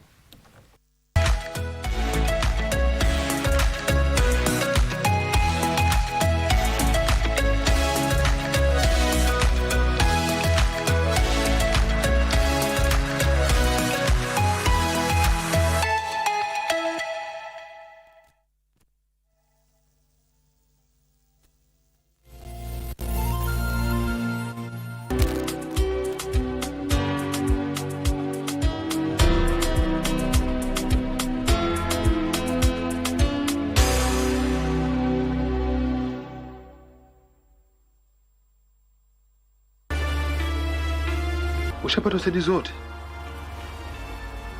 Sijatibiwa bado. Anywe yale maji, halafu utapobakia aweke kwenye jeraha. Lakini haya ya Jasiri yamenishtua. Afadhali ongea na mizimu ingilie kati. Niko hapa kwa ajili ya Jasiri. Huyu mwanamke ana roho mbaya. Yeye ndo muuaji. Jasiri na wanawake wengine huko nje. Ukiambiwa uambiliki. Ukisemezwa usemezeki mwanamume, ukiguswa uhusiki. Kwamba kila mara unapozungumza na mimi ni kunifanisha tuna Kabiru. elewa kwamba mimi na Hashon na Kabiru watu wawili tofauti. Mama ungekuwa unahisi kuchoka, mwanzo kabisa ungehisi kuchoka na hii hulka yako mbaya mbovu ya kumleta kijana mdogo. Jamani, kijana mdogo tu kwenye nyumba. Na isitoshe mama. As I was saying, unajua mimi sijaikuwa na dem tangu nizaliwe. Acha kunichocha. Sasa mbona nikuchocha?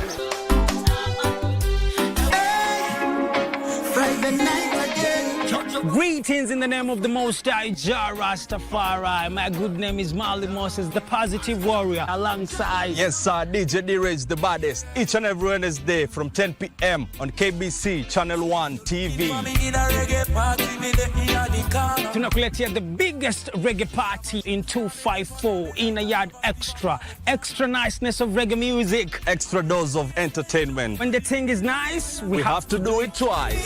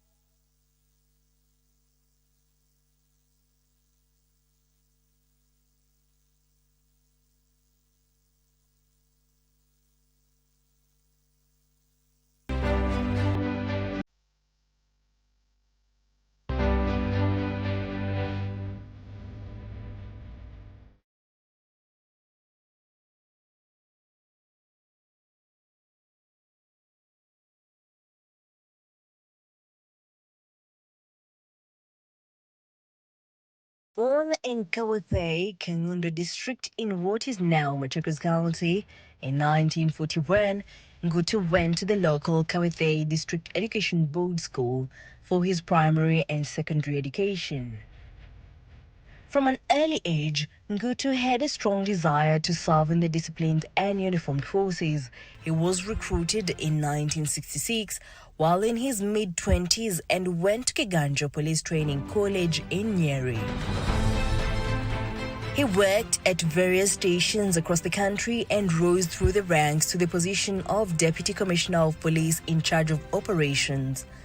Joseph Kimeu Ngutu was a police officer turned politician and had to fit in the shoes of mercurial politician and freedom fighter Paul Joseph Ngei.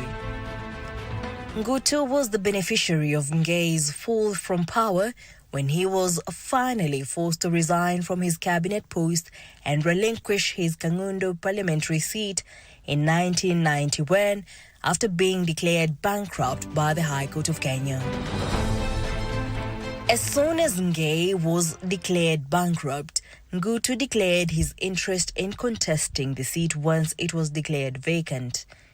He had retired as Deputy Commissioner of Police in charge of Nyeri-based Kiganjo Police Training College. He contested the seat in the subsequent by-election and won, becoming the second occupant of the seat since independence. He was appointed Minister for Labour, a position he held for about a year and a half until 1992 multi-party elections, in which he lost the seat to a political greenhorn, Joseph Wambua Mulusia, who ran on a Democratic Party ticket. The party was led by Mwai Kibaki. 5 years later, Ngutu made a dramatic comeback. In the 1997 elections, he managed to win back the Kangundo seat. Ngutu once again became Minister for Labour, where he stayed for the next 5 years until the 2002 general election, in which he lost his seat. Some of the projects credited to Ngutu included the construction of health centres, Kawithe Secondary School and coffee processing factories. He also encouraged farmers in agriculture potential areas to start coffee plantations. Ngutu worked as minister for just about a year before the 2002 general election, when he lost his seat to Moffat Maitha, who contested via the little-known Sisi Kwa Sisi party. Jackie Wimbiru, The Cabinet.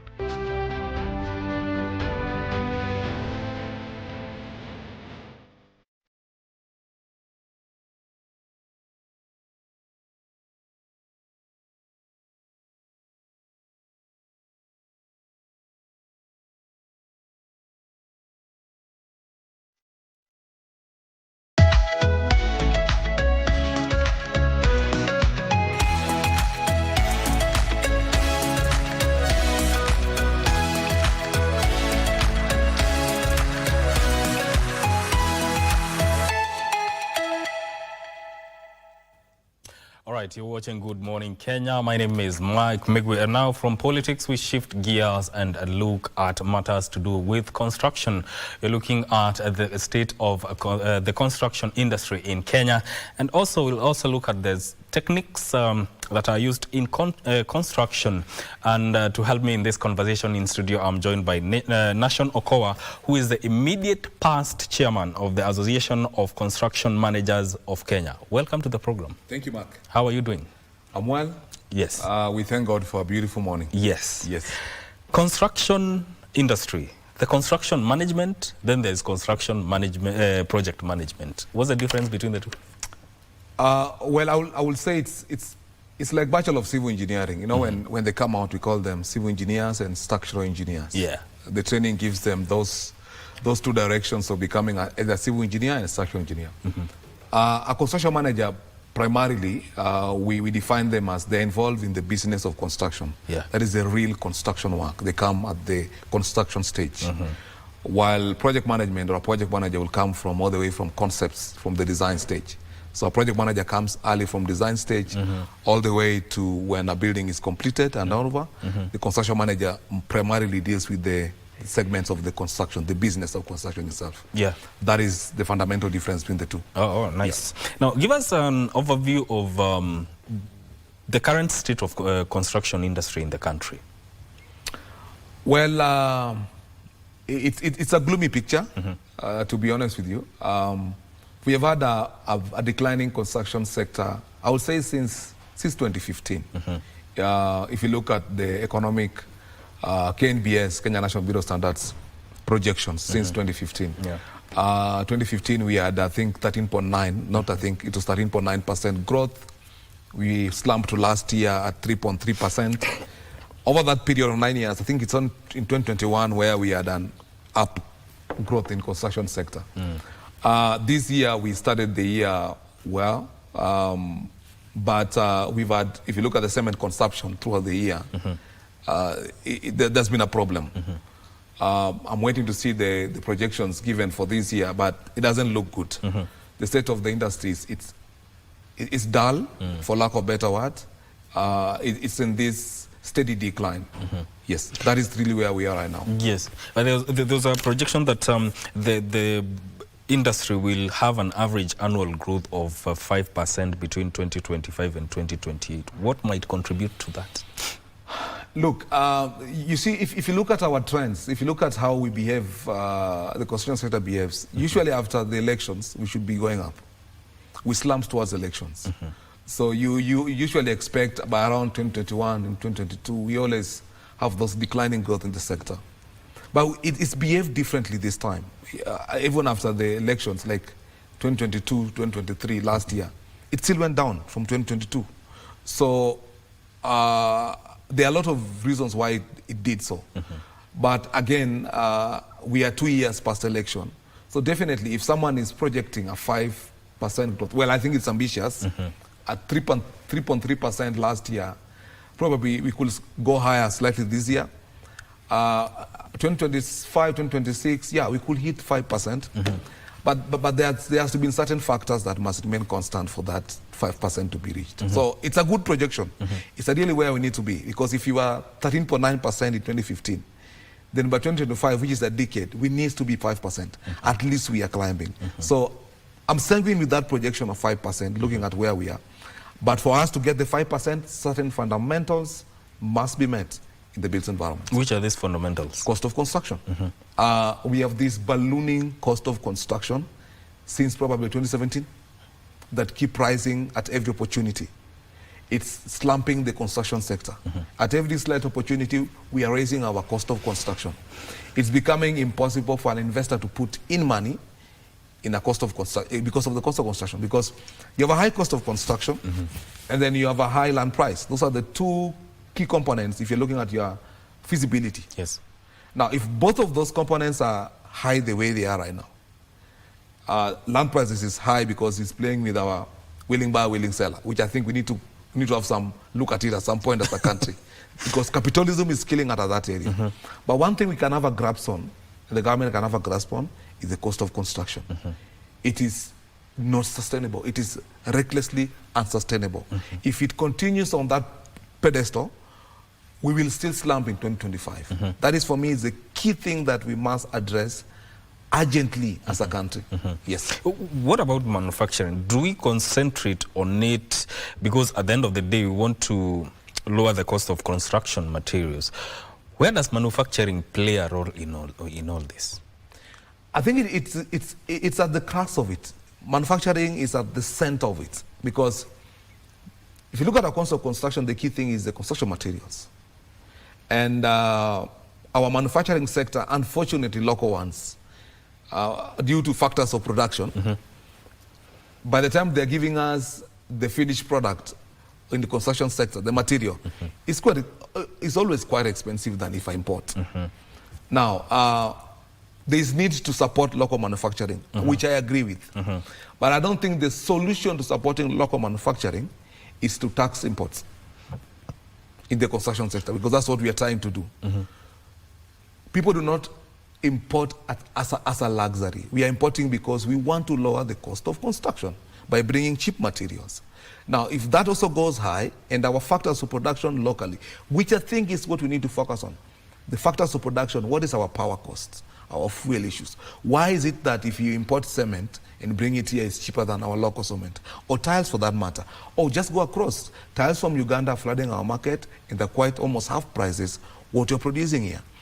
Solution is not to tax tiles from Uganda. Solution is to compete with Uganda, make it cheaper. We are focusing on the wrong area. We need to focus on how do we lower the local manufacturing costs so that the sanitary ware we produced locally can compete with what we are importing. For me, that is the solution we have. But if we go the route, and now there's a proposal to, in the new tax amendment 2024, to bring an excess duty on tiles and sanitary ware. We're still going to import because it's still cheaper, even with that excess duty, than what is here locally. But the cost of construction is rising. Yes. So there needs to be a way to incentivize manufacturing it so that this industry, the slum that is being experienced, can be dealt with. We've talked about it for a long time. You know, if you look at the housing sector, for example, I think the only incentive which is there right now is the VAT, 16% VAT. The whole spectra, that if you're in the affordable housing spectra, you don't pay 16% VAT. I think we need to go deeper than that and incentivize, deliberately incentivize manufacturing so that we have cheaper materials manufactured locally that will begin to lower our cost of construction, because that is where the issue is.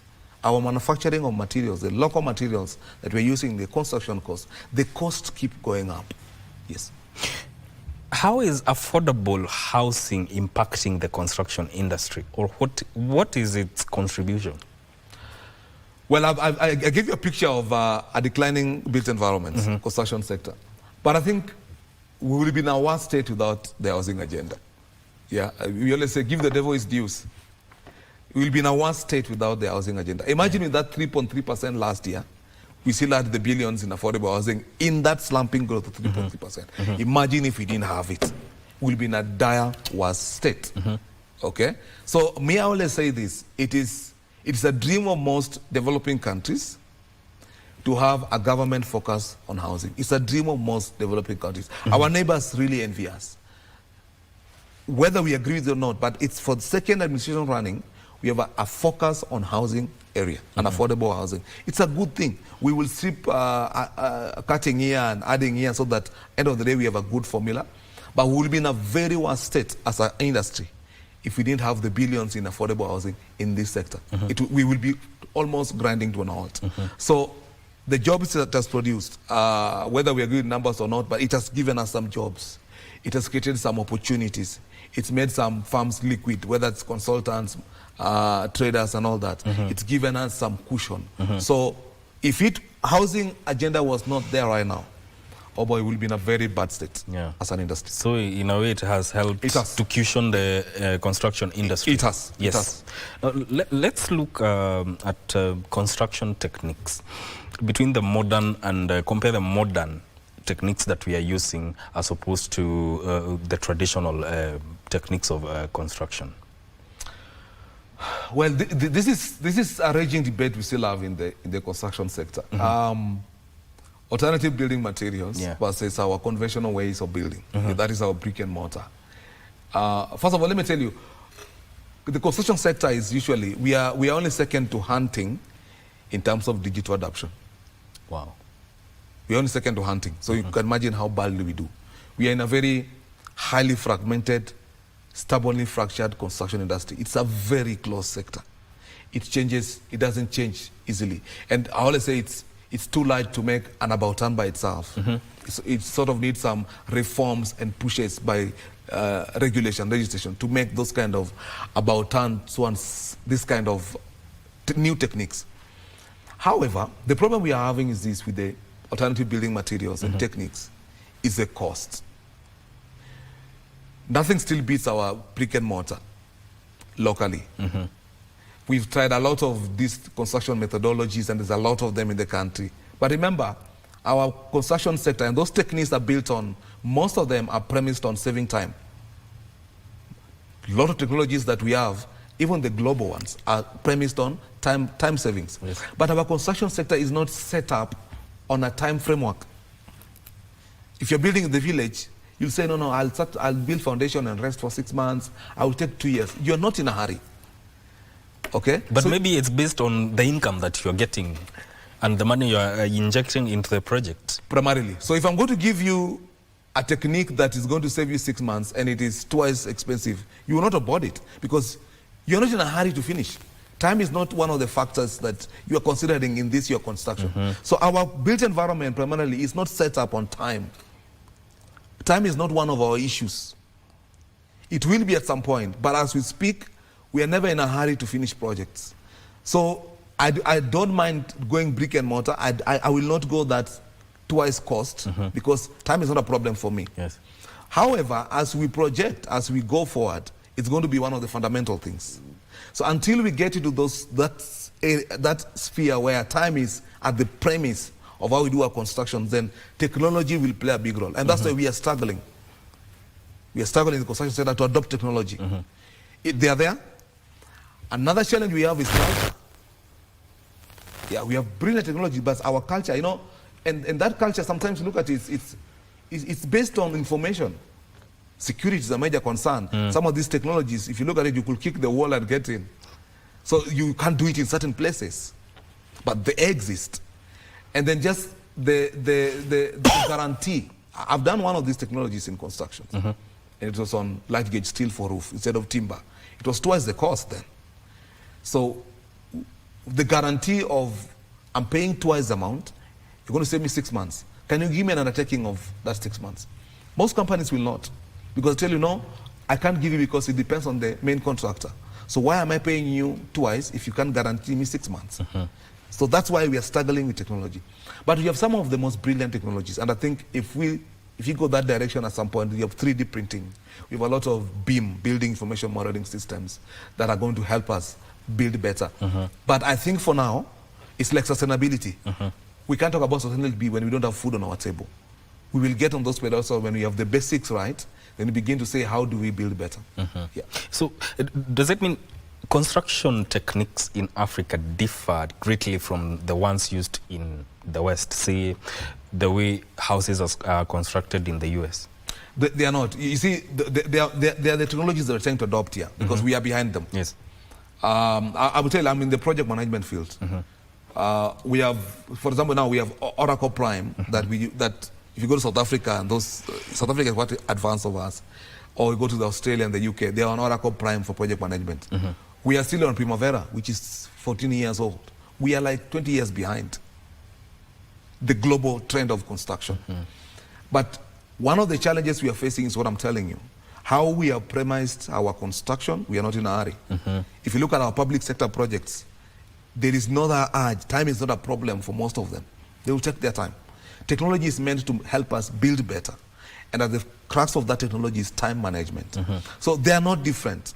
What you've adopted currently are what probably the West were doing 20 years ago. We are trying to bring them right now. So we are behind the global, I will say 20 years behind the global construction trends. But we are very slow at it. We are painfully slow at adopting those techniques. Will we adopt? Yes.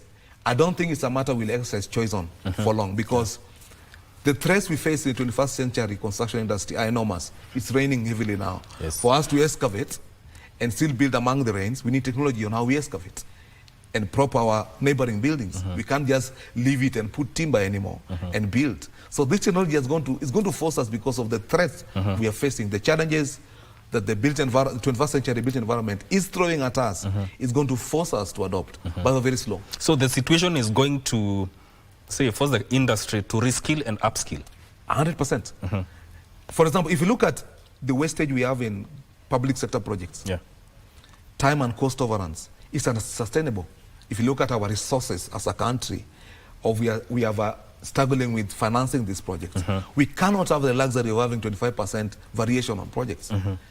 But for us to stop that luxury is techniques, it's new technologies that's going to help us to build better and don't have those kind of ridiculous variations of time and cost overruns. Yes. So it's going to force us, because we continue to have limited resources as a country. Can we say it's also part of what one may consider, or how the regional factors affect building techniques, construction techniques?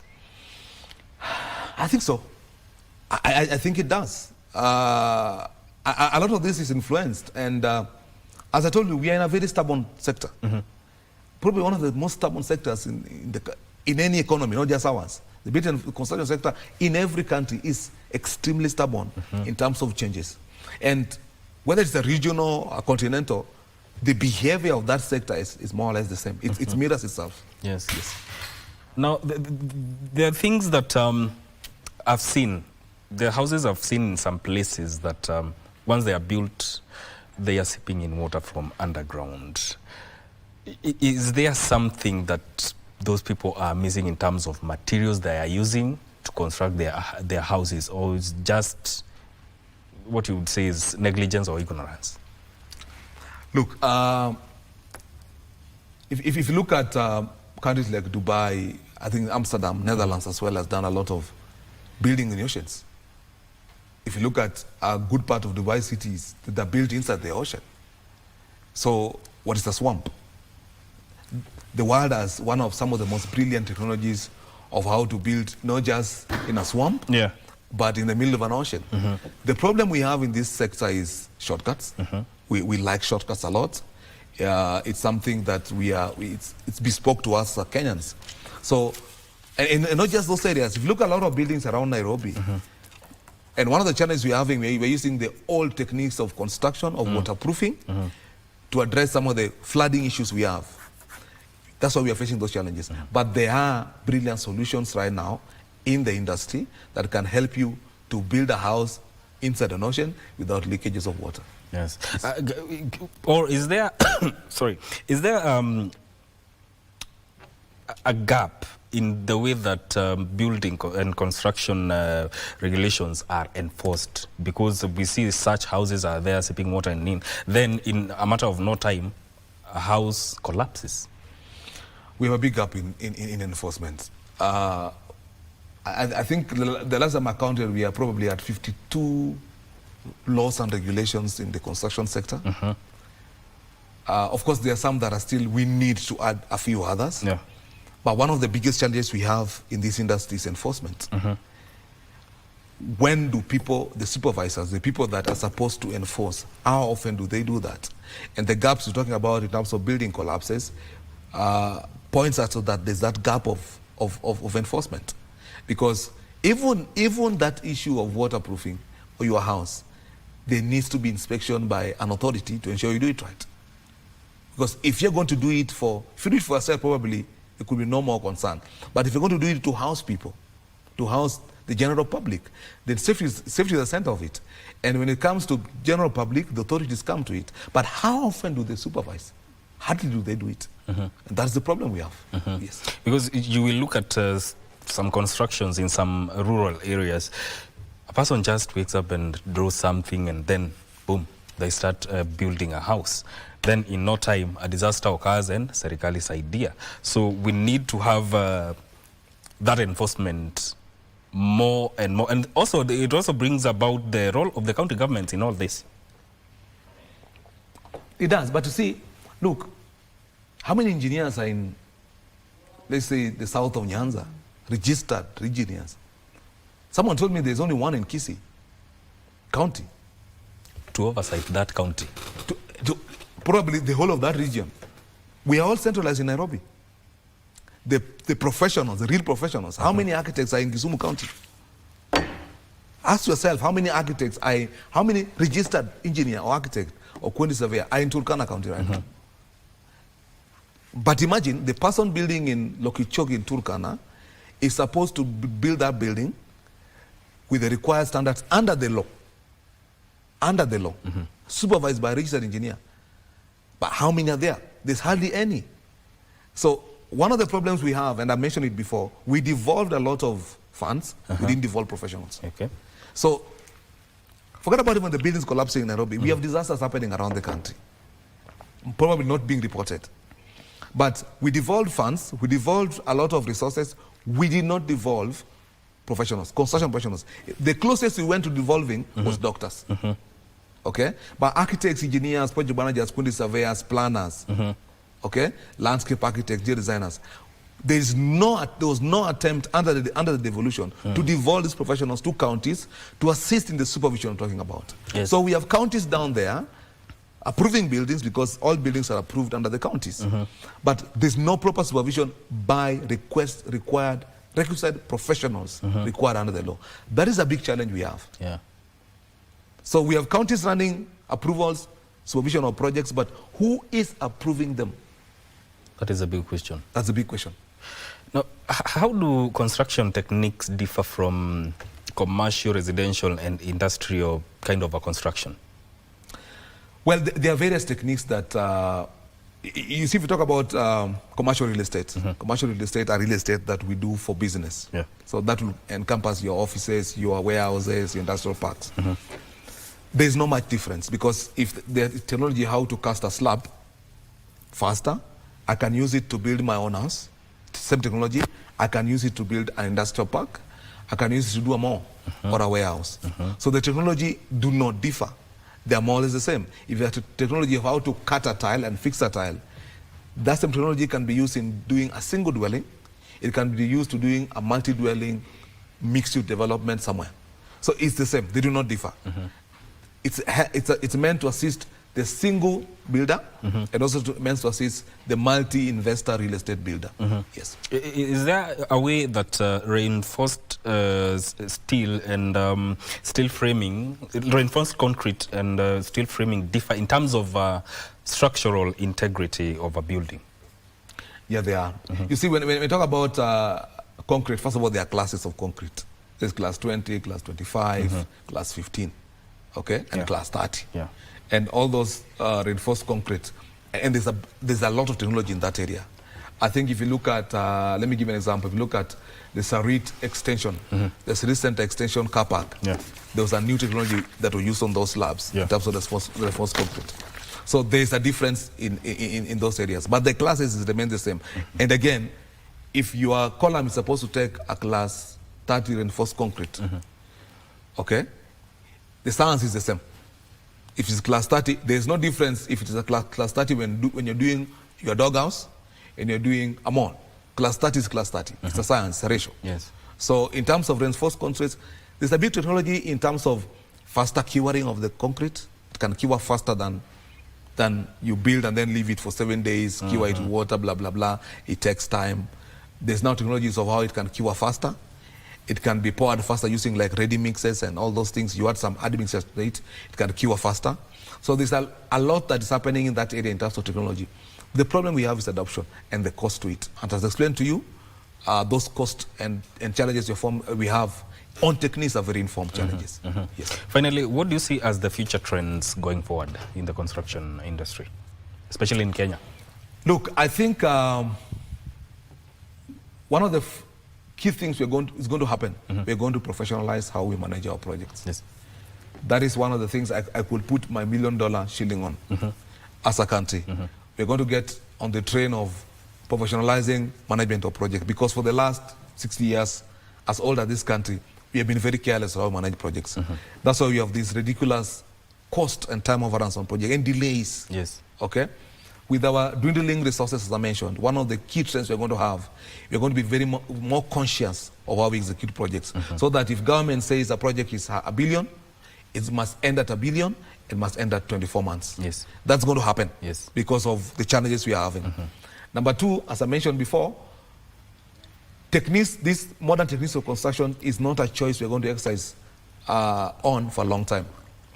We will have to onboard them. If you look at the countries ahead of us, it's not a matter we'll exercise choice on for a long time. Yes.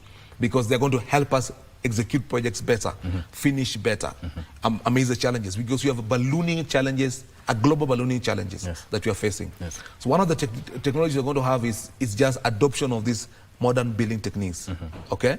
And with the clamor for sustainability, these techniques are going to be important for us to achieve that climate sustainability, this clamor that we have in global clamor. Technology is going to be at the crux of ensuring as a country we build sustainably. Yes. So be it Internet of Things, be it building information modeling techniques, be it lean construction techniques, these techniques are going to be adopted. So I see them, and it's not far away. I think in the couple, 3 or 4 years, we're going to import these techniques. Yes. Your final remarks. Well, our sector is not looking good this year. Yes. It's not looking very good. I know we're having discussions with government at various forums on how do we jumpstart the industry. Yes. We're closing the year.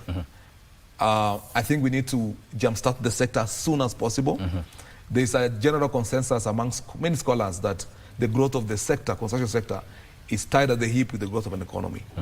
So for us to have a good economic growth next year, we must jumpstart the sector. And I'm hoping that in the next couple of weeks, before we shut down this year, we can have concrete discussions with government to ensure we are jumpstart the sector for the benefit of the industry and the country in the next year. Yes. We appreciate your time so much. Thank you very much. Thank you for coming to the program.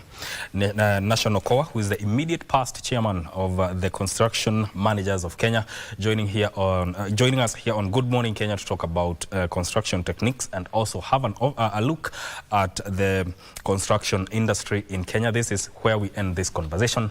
Don't go too far. Good Morning Kenya continues shortly with Vivian Degwa. My name is Mike Migwe. Good morning.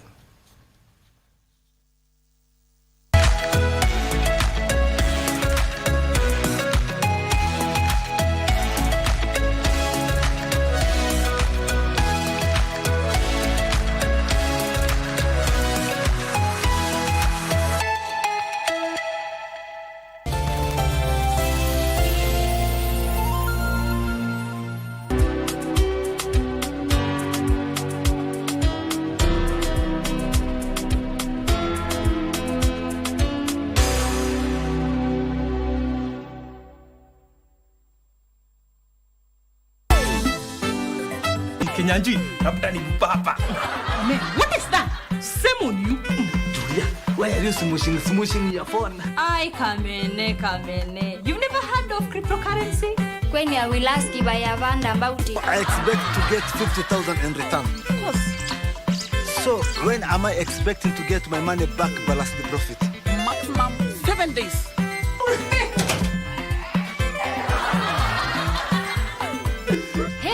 I am the luckiest. Angie, asante sana for your telling singing no.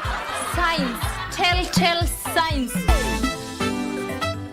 Mtazamaji, tumekuandalia taarifa zinazogonga vichwa vya vyombo vya habari kutoka hapa jijini Nairobi na pia mashinani. Wanahabari zaidi ya ubora wao wako ange kukuletea habari pindi zinapochipuka kutoka pembe zote za Kenya. Kwenye kipindi cha Tamrini, tunakuletea mazungumzo ya moja kwa moja kufafanua na kuangazia masuala yanayokuhusu wewe mtazamaji. Kumbuka, taarifa yenye thamani daima hupokewa kwa amani. Hivyo basi usikose kuungana nasi kila siku ya wiki. Tukupakulie na tukutaarifu taarifa yenye mnato kwenye runinga unayoienzi. Kwenye kurunzi mashinani, sisi DC.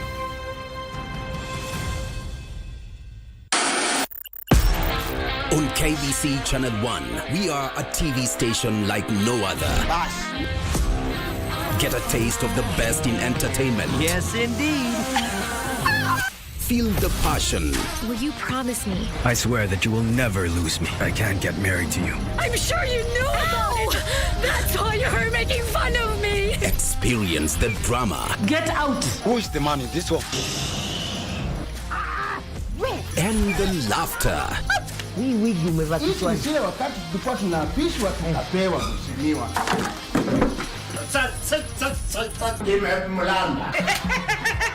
Move to the beat.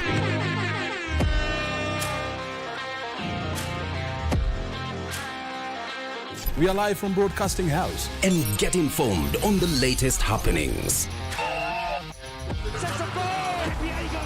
KBC Channel 1. Wow.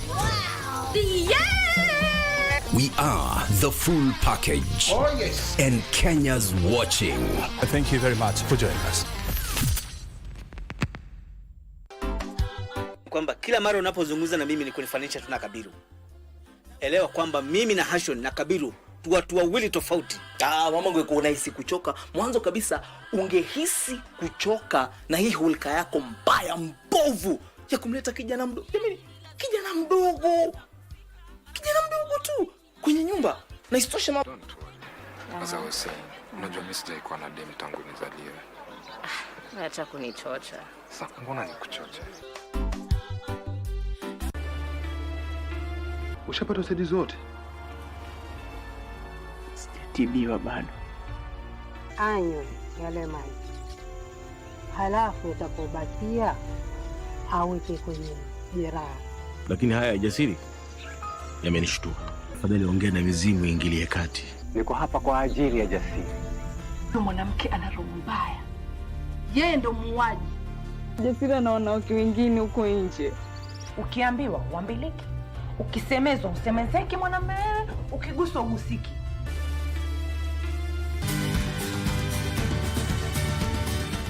Thank you for joining us on Healthy Living. Stay connected to Voice of America at voanews.com. A look at your kidneys and how they impact your health. And an expert discusses chronic kidney disease and how to protect yourself. And Ivorian psychologist Noor Bakayoko shares some insights on bullying and what can be done. It's important to avoid major events or major health crises. How do you know if your cough is due to a serious condition? We'll have some answers. Stay well and strive to make every day a healthy day.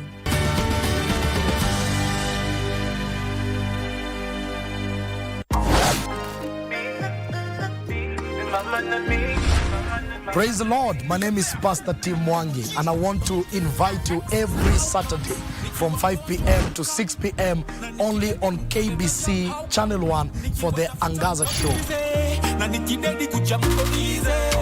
This is the place of bold conversations, discussions, testimonies, and life-changing, transformative, informative gospel show. It is now a norm. Friday ni siku ya sherehe, Saturday ni siku ya sherehe, Sunday ni siku ya kukunywa supu ukitoa hangover. You know, when you wake up from hangover, the first thing you kutoa lock. Yeah. That afternoon sikuenda kutoa lock. I didn't even know how I moved from Kariobangi to Westland. Niliamka mahali nauliza soja huku ni wapi?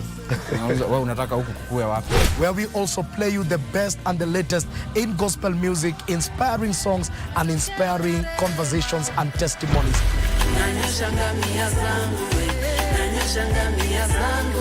Only on KBC Channel 1. So see you there and thank you for always tuning in. God bless you.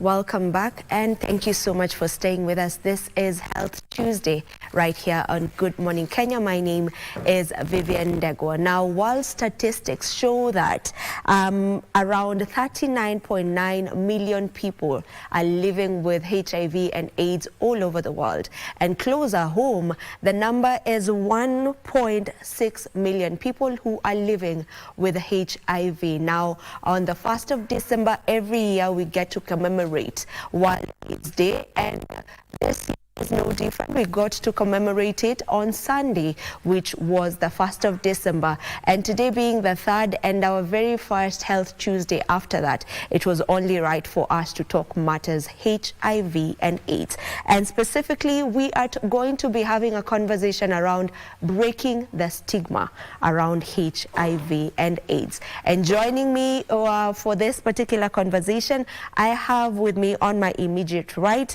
Emma Ingaiza, and she is the Health Director from Shofco. Welcome to the program. Thank you. And on my far right, we have Cleopatra Wanjiko. She is openly living with HIV and AIDS. Welcome to the show. Thank you. All right, I want us to start with you, Madam Emma. Just where are we matters stigma surrounding HIV in this country? So I would say we've made tremendous steps, ideally to be able to address acceptance, to pass information, educate communities. 10 years later, the HIV pandemic in terms prevalence has doubled. We are talking 3.3 in around 2013, and we are currently at 6. And some of the measures that have been taken is to intentionally speak about HIV, educate communities, bring them together. So I would say we are better placed compared to when the pandemic started. It's no longer a pandemic. Currently, people can come out and speak about HIV AIDS. They can receive jobs. They can also just show up as any other person. However, I would say there is more that needs to be done to be able to bring communities together to put down the stigma that still surrounds people living with HIV and AIDS. Yeah. Yeah. And for you, Cleo, yes. I want us to get to hear a bit of your story. Right. So you were born with HIV and AIDS, but when did you get to realize or to be aware that, okay, I am HIV positive? I was disclosed about my status in 2007, and I was 13 years. And I feel the reason my parents did not disclose that earlier, it's because, of course, parents are a little bit afraid, and that is what is happening even right now. And you realize that early disclosure helps kids at least accept themselves. And Emma is a witness, and we are continuously encouraging parents to disclose as early as possible. Because for me, I was disclosed at 13 years. I didn't know, I was a sickly child, but I didn't know anything about my status. Just those random comments from people. Utasikia mtu shule, kuna msichana aliniambia huwezi niambia kitu na mamako alikufa juu ya ukimwi. And then I was left wondering how is it, and mimi najua mamangu alikuwa mgonjwa wa kifua. Then even teachers, mwalimu, kuna mwalimu atakuja akwambie enda uambie shosho yako akupeleke a certain hospital that used to be there in Shags, but I didn't know anything. And I realized it was just a normal clinic. Nilikuwa nimepelekwa na shosho yangu a chest clinic in Karatina Hospital. And then the doctor tells me we want to have a test. And I asked her which test. Akasema we want to do a HIV test. And I told them it's fine. I mean, I'm 13 years. Everything that we were learning in school then, we're being told that it's a killer disease, you're being, it's sexually transmitted. Hatukuwa tunaenda in depth like we are doing right now. And I'm glad that the syllabus has a little bit changed. And we are not making it look like it's so scary right now. So hapo mimi nikafanyiwa test, they did the test, and they of course they knew, but they didn't. That is the only way that they could disclose and make me aware. And you see, at 13 years, you're going to high school, you're getting to your teenage years. That's when people start experimenting things and all the puberty and all that. So after that, the results were there, and I usually say that I've never waited for something that long. Like nilikuwa nashtuka, nikaanza kulia, and then they told me you're positive. you got this from your mom. And that's when I was started on clinic. Okay. And I was in class 8, nikaanzishiwa madawa. Yeah. And then I did my class 8, my KCP, I went to high school. And equally high school, my dad came through for me. He went and told the administration that msichana wangu wako hivi na meza dawa, making my high school life a little bit not even a little bit comfortable, because I could access my drugs, I could access treatment, and that's a point where most parents fail. Yeah. Not every child is courageous ataenda ambie mwalimu ama nini, and you see those years back then, it's si kitambo sana. I don't want to look that old, but again, you're not old. there's even right now when we have a lot of empowerment, a lot of work has been done with regards to breaking HIV stigma. We still have someone who is not comfortable telling even going to a clinic, a normal clinic. And Emma can attest, if you walk into a clinic, see watu wengi watakuja, aseme hata kama ni mgonjwa, anything else, aseme, you know, I'm on treatment, I'm on care, and all that. So wakamwambia, and I always tell parents it's good to come through for your kids, and that's why we are having so many infections, high infections between among adolescents and young people. Because once they get to high school, most of them will go to boarding schools. The child will not be able to take drugs because kids are very inquisitive. Atakuuliza, not even kids, everyone is inquisitive when it comes to health, and I'm glad we're having this conversation. If I happen nimeze tu dawa hivi venye tuko hapa, and the first thing you'll ask me, uko mgonjwa ni nini, kwani kunaendelea aje? That's and it's normal, it's human nature. So once these questions keep arising and all that, this kid will not take drugs. And that is why you will find we are having 14 adolescents being infected with HIV every day. Every single day. That is 98 Such adolescents. A huge number. And we are talking about between 14 to 24 years. Na kuna dawa, kuna a lot of people supporting people living with HIV, but you will find we still have those new infections because once these kids get to school, they will not take their drugs. So it's very good for parents, most parents who have kids who are living positively, to come through for them. And mtu feel it's bad, of course you're not supposed to disclose about their state, but this is your kid. And we are not doing that because you want to expose them to the community, to the school, to the administration, to other students, but you're doing that to help them. So in high school, I equally didn't adhere because this is something new. Hizi ni dawa zenye unaambiwa unameza kila siku kwa maisha yako. I'm a kid, I mean, I was still a kid. Then what matters is school, play and food and all that. So in Form 2, I was really unwell. Nilipata TB in Form 2.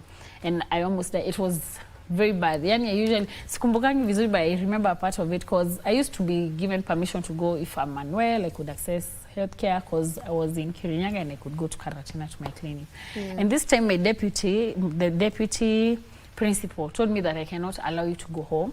I want your father to come and pick you up. And time yenye my dad alifika hapo, he mpaka literally alilia because it was that bad. So I went to Nyeri PGH na wakasema it's TB, and it's of course because sikuwa na meza dawa vizuri, leo nitameza, nitaogopa. And your stigma, I was afraid, and that is what we are trying to create. And the fact that I am public, that is what we are trying to break, and we want people to know there is a very big life after a HIV positive result, and HIV doesn't kill. It's not Stigma a death is what kills. sentence. I mean, right now there's medication, you know, that one can be on, and they live healthily. I mean, look at you. You're just okay, you know. Maybe to you, Emma, do you feel like one of the reasons why we have stigma around HIV and AIDS, it's because we have narrowed down the transmission to just be about the sexual bit of it? You know, most people, when they hear, oh, so-and-so has HIV, the first thing that comes to their mind is, I think alikuwa, you know, they use the term maybe loose, or they're all over the place, but we forget to look at the other ways of transmission. There's so many ways one can get HIV and AIDS. You know, it can be something as simple as you went for your pedicure and manicure, and maybe the things weren't sterilized well, and the person who was there before you maybe got hurt or akajidunga, and there was some blood, and it got to the nail file, and it gets to you as well. I mean, do you feel like if we talk more about ways of transmission of HIV and AIDS, it would help with the stigma and just getting to debunk all these things around the myths around it? I feel that's true. To be clear, a bigger part of percentage of cases of HIV are sexually transmitted. And this, with it, probably stigma is one way of making people look like they deserved to get it. So, like you said, there are very many ways it can be transmitted from one person to the other. And there needs to be more discussions on its unusual sexually transmitted infection, and therefore reduce the stigma that comes with it, because most people have labeled it sexually transmitted infection, other than any other infection that causes any other route that causes it. We have from birth, that it could be transmitted from mother to child, it could be exchange of fluids probably during an accident, and any other type of fluid that probably transmits HIV. So yes, I feel that there needs to be more discussions about getting comfortable that, like any other infection, no one is safe.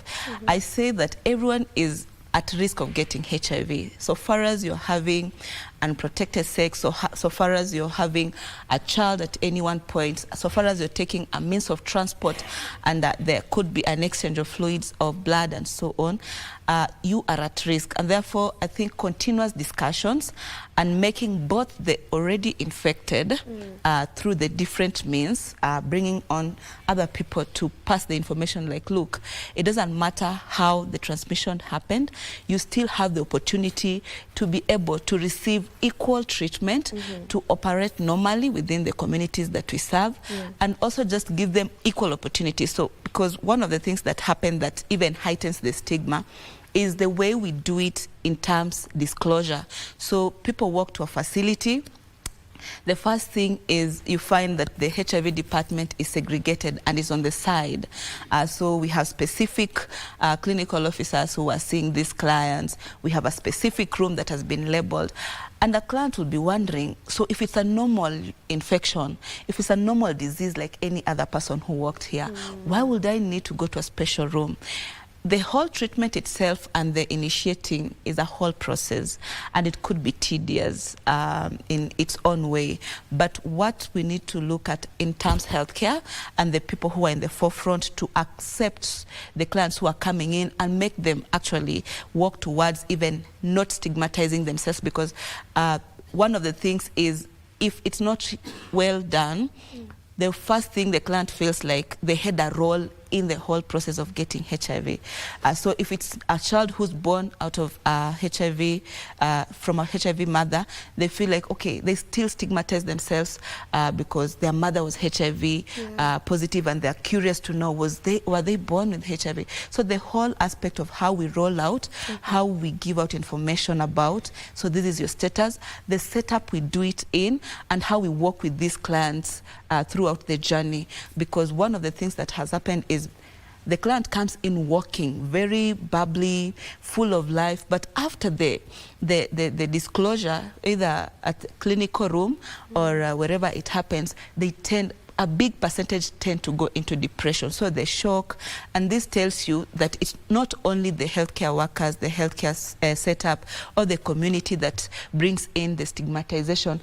Even the client themselves have not seen it come, and it's because they do not have enough information to just figure out that, okay, HIV, it's normal to get HIV. It's like any other infection, a chronic infection.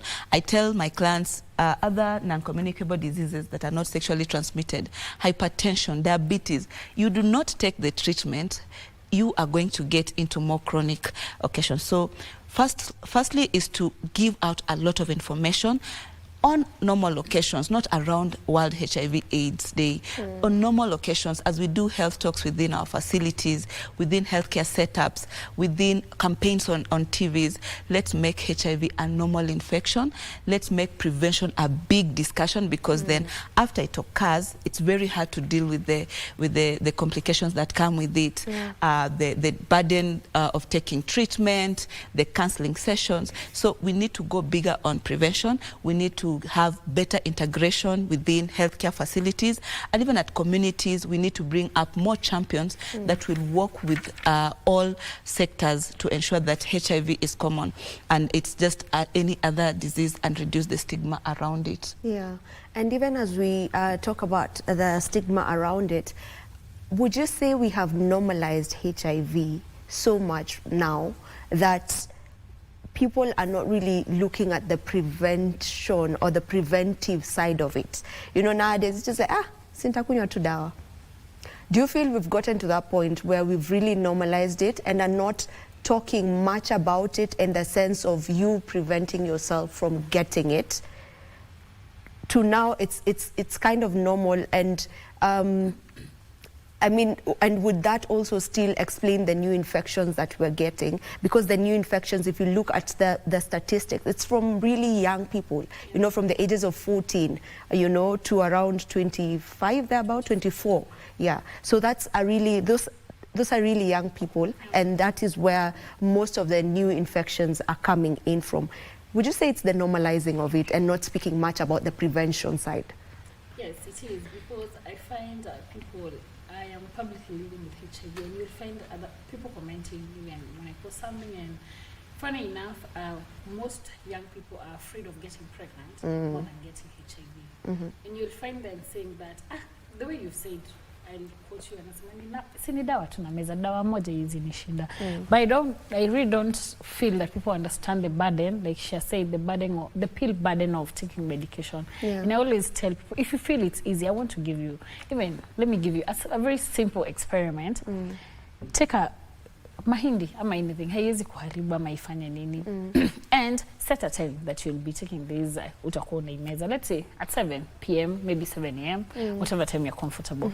And tell me, how many times will you remember to take this drug at that specific time every day without fail and without getting late?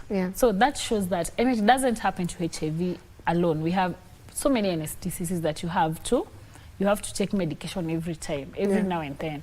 And it's sad, it saddens me that everyone feels that it's never about the drug. The process, she has said, it's very tedious. If you go to a clinic, you need to go for checkups, you need to keep checking your viral load, you need to keep off all opportunistic infections. And the fact that we've normalized that we feel that it's just a drug, kuna dawa utameza tu dawa moja, I feel it's one of the factors that are bringing about the new infections. And when I'm doing my advocacy, I tell people, and people, then there's access to PrEP, there's access to PEP, and all those preventive measures. You'll find someone saying that, hata nikimes, hata nikifanya nini, nitaendea PrEP, and all that. But I feel we need a lot of passing of the information, dissemination of this information, because it's there. The information is there, and the correct information, to be precise. Kwa sababu if we are putting the preventive measures, but it's not working. We still have, I usually say, if we still have new infections, I don't know where we are failing. We have so many preventive measures. We are telling people every day that you need to take care of yourself, you need to use condoms, they're there, they're accessible. And people don't understand that correct and consistent and correct use of condoms will prevent you not only against HIV, but against unwanted pregnancies and all those STDs. But now, leta tu niseme tu Wakenya ama yes, as young people tumenormalize, tunasema si clear ako. And then the fact that we are there and we are telling you that it's okay. Niliona mtu akisema mna advertise ali comment when I posted the video that we had during All It's Day. So when I squeeze mna advertise hii ukimwi, and then you find someone those comments are so many. And then I posted that video. You can go through that. And I did that on TikTok. Unaona so many negative comments na hii information tunapeanga kina nani. Like it's there, it's outright there, but people, I don't know whether people are ignorant ama wanaichukulia tu hivyo. But it's the fact that we've normalized, and I feel that we need to put more effort. We are not where we were kitambo. A lot has been done. We cannot fail to appreciate that a lot has been done. So many things that are happening right now hazikuwa zinafanyika when we were growing up, when we were starting on medication and all that. And I feel even people who are living positive equally need to have that tendency of trying to create awareness. You don't have to come out and say you're publicly living with HIV, but you have a role. As long as you have the information, we have access to support groups, we have people who are supporting us, the likes of Emma. They're doing a lot of work to make sure that people live positively and they live a long life. Again, for us, we equally have that self-stigma. Your self-stigma is what is making so many people not take medication. Adherence is the leading problem to those new infections, because if you do not adhere to medication, your viral load inapanda juu, na sasa you are very, very prone to infecting other people. But if people take drugs, we know that if you take drugs, you adhere, you suppress, you become undetectable, you cannot even transmit. So tunafaa ku create awareness, and not only wakati kama hii, wakati kuna audits day ati ndio tunajichocha kila mtu wako huko nini. That is not correct. When we go to schools, our schools, I'm glad that schools have started taking this as a serious issue, and they're trying to address these issues, because we won't deny that young people are having sex. Tunakaanga, these are discussions that we want to sweep under the carpet, but it's happening, and we'll continue. We will not end AIDS in children. We will not end AIDS by 2030 if we continue normalizing, and if we continue making it look like it's sawa, ni sawa, haiko sawa. I remember when I was in primary school, we used to be shown, you know, like very oftenly, I don't know if it was the same with you in school, we used to be shown pictures and videos of people who are infected with different sexual transmitted infections. And I think that really created some kind of fear in us. I don't know if they still do the same now. That is the thing that made most of us not really get into engage into at a young age. Until sasa when you've gone to campus, you're learning things. But I feel, well, it was very scary to be precise, but I don't know whether we can go back there. But now again, young people have access to the internet, young people have access to anything. You can get information. So si rahisi kuuzia uoga. Anything. It can be a challenge, but we need that instilling of that fear equally helps someone. I think it did for most. But anyway, I still want us to address the issue of the new infections. Maybe from where you sit, what do you feel should be done, or what more can be done in order for us to reduce the number of new infections? Because that's the only way that we can be able to manage and eradicate HIV and AIDS. Yes, so you're right. We have three triple threats that government and generally globally is being dealt with. So there's first the new infections, there's gender, GBV, gender-based violence issues that contribute to probably the current pandemics. And then we also have unwanted pregnancies among teenagers and young adolescents. What needs to be done ideally, and I think discussions have started, is to probably look at who are the key stakeholders. We have new infections probably coming up among the youth and adolescents, both men and women, and I think this should be our target group. They're actually the next generation, and therefore if we have good sensitization going on and empowering this group to probably make decisions, get diagnosis on time, but most importantly deal with the preventive aspect, then we are headed towards the right direction. The other one is also to probably bring on board matters gender-based violence, and without discriminating. Probably one of the things that has come on board this year in terms the focus is to bring the men and the boys on board. For a long time it's been a silent discussion, but the theme this year was to ensure the well-being of the boys and men. Ideally, because in a gender-based violence setup, most of the cases revolve around men being decision makers, men being informed, men participating, and even the women. So ideally working together to ensure that much as there's information going on prevention across board for the already infected, for the affected, and for those at risk on how to prevent themselves and how to probably live a healthy life. There's also other key contributors. So we have men being brought on board and ensuring that probably they get sensitized even more on how key they are at decision-making tables, how their behavior change influences the new infections, but also on unwanted pregnancy, early pregnancies, ideally because for the young girls, they already start on a disadvantaged aspect. It might be their peers who will also be disadvantaged. If it's a teen who's caused this pregnancy, probably they'll have this cycle of lack of information, because now they're young parents, they have to deal with fending for their families and so on and so forth. But also trying to identify the very vulnerable groups. We're talking about the underserved.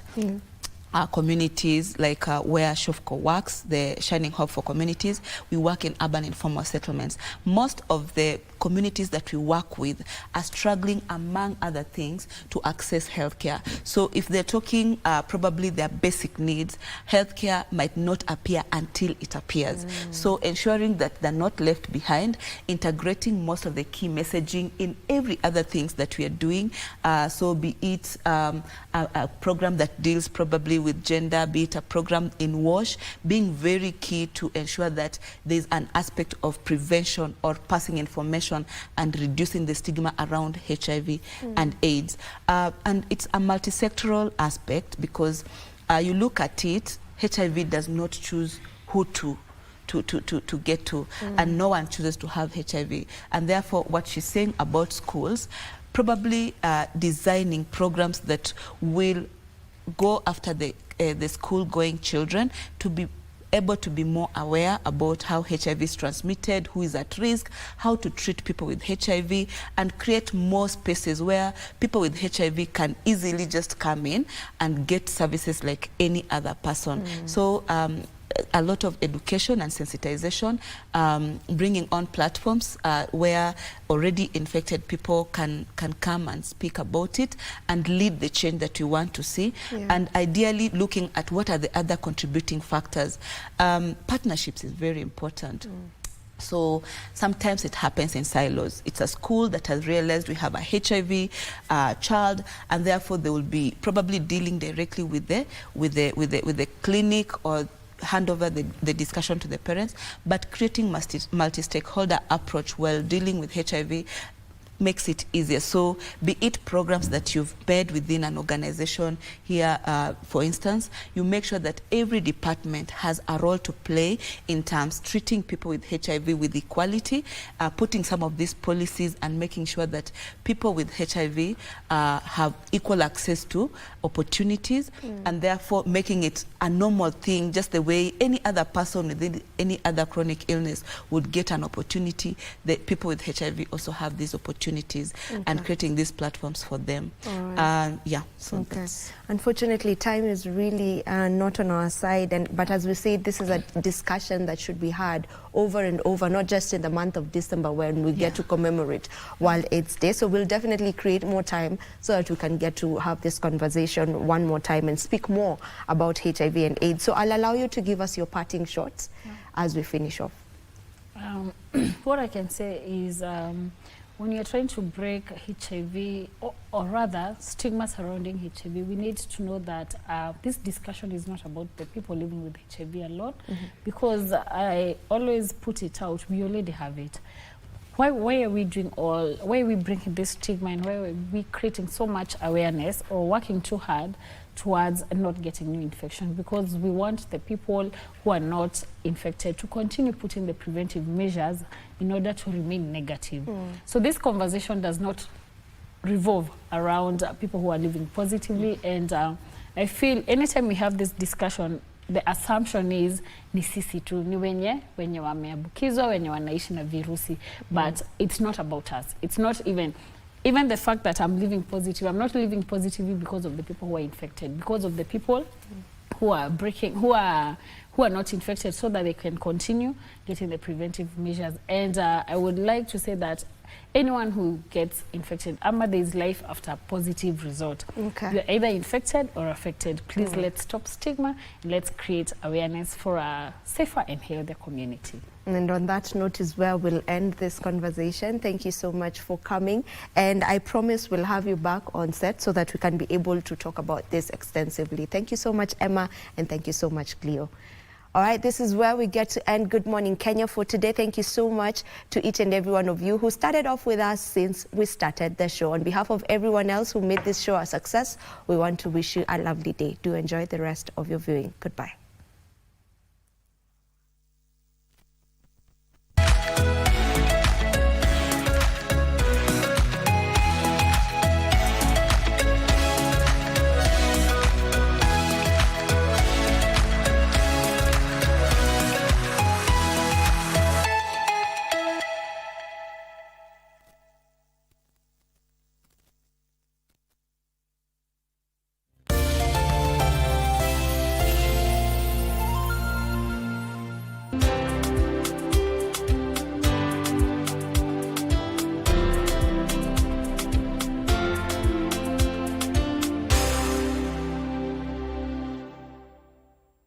Say bye-bye to FOMO, the fear of missing out, by downloading the KBC Online app that gives you access to everything you love. Get the latest news, sport, music, entertainment news, live radio, and so much more at the palm of your hands. To get the app, simply search KBC Mobile Digital App in your Google Play or App Store and download the app. Catch what you want, anytime, anywhere. Stay connected. Stay ahead with KBC Mobile Digital App. Kwamba kila mara unapozungumza na mimi ni kunifanisha tuna Kabiru.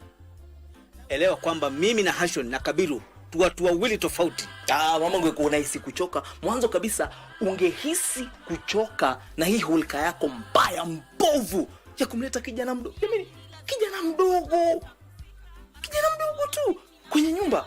Na isitoshe mama. As I was saying, unajua mimi sijaikuwa na dem tangu nizaliwe. Acha kunichocha. Sasa mbona nikuchocha?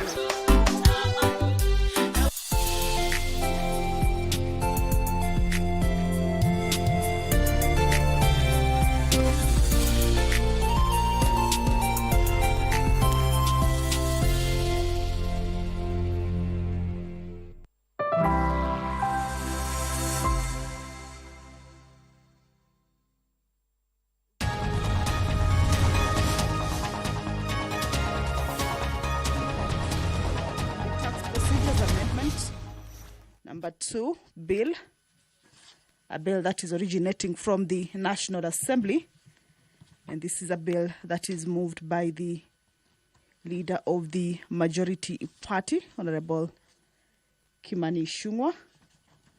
It is a bill that is at its second reading stage, and the primary purpose or principal object of this bill is to amend the Tax Procedures Act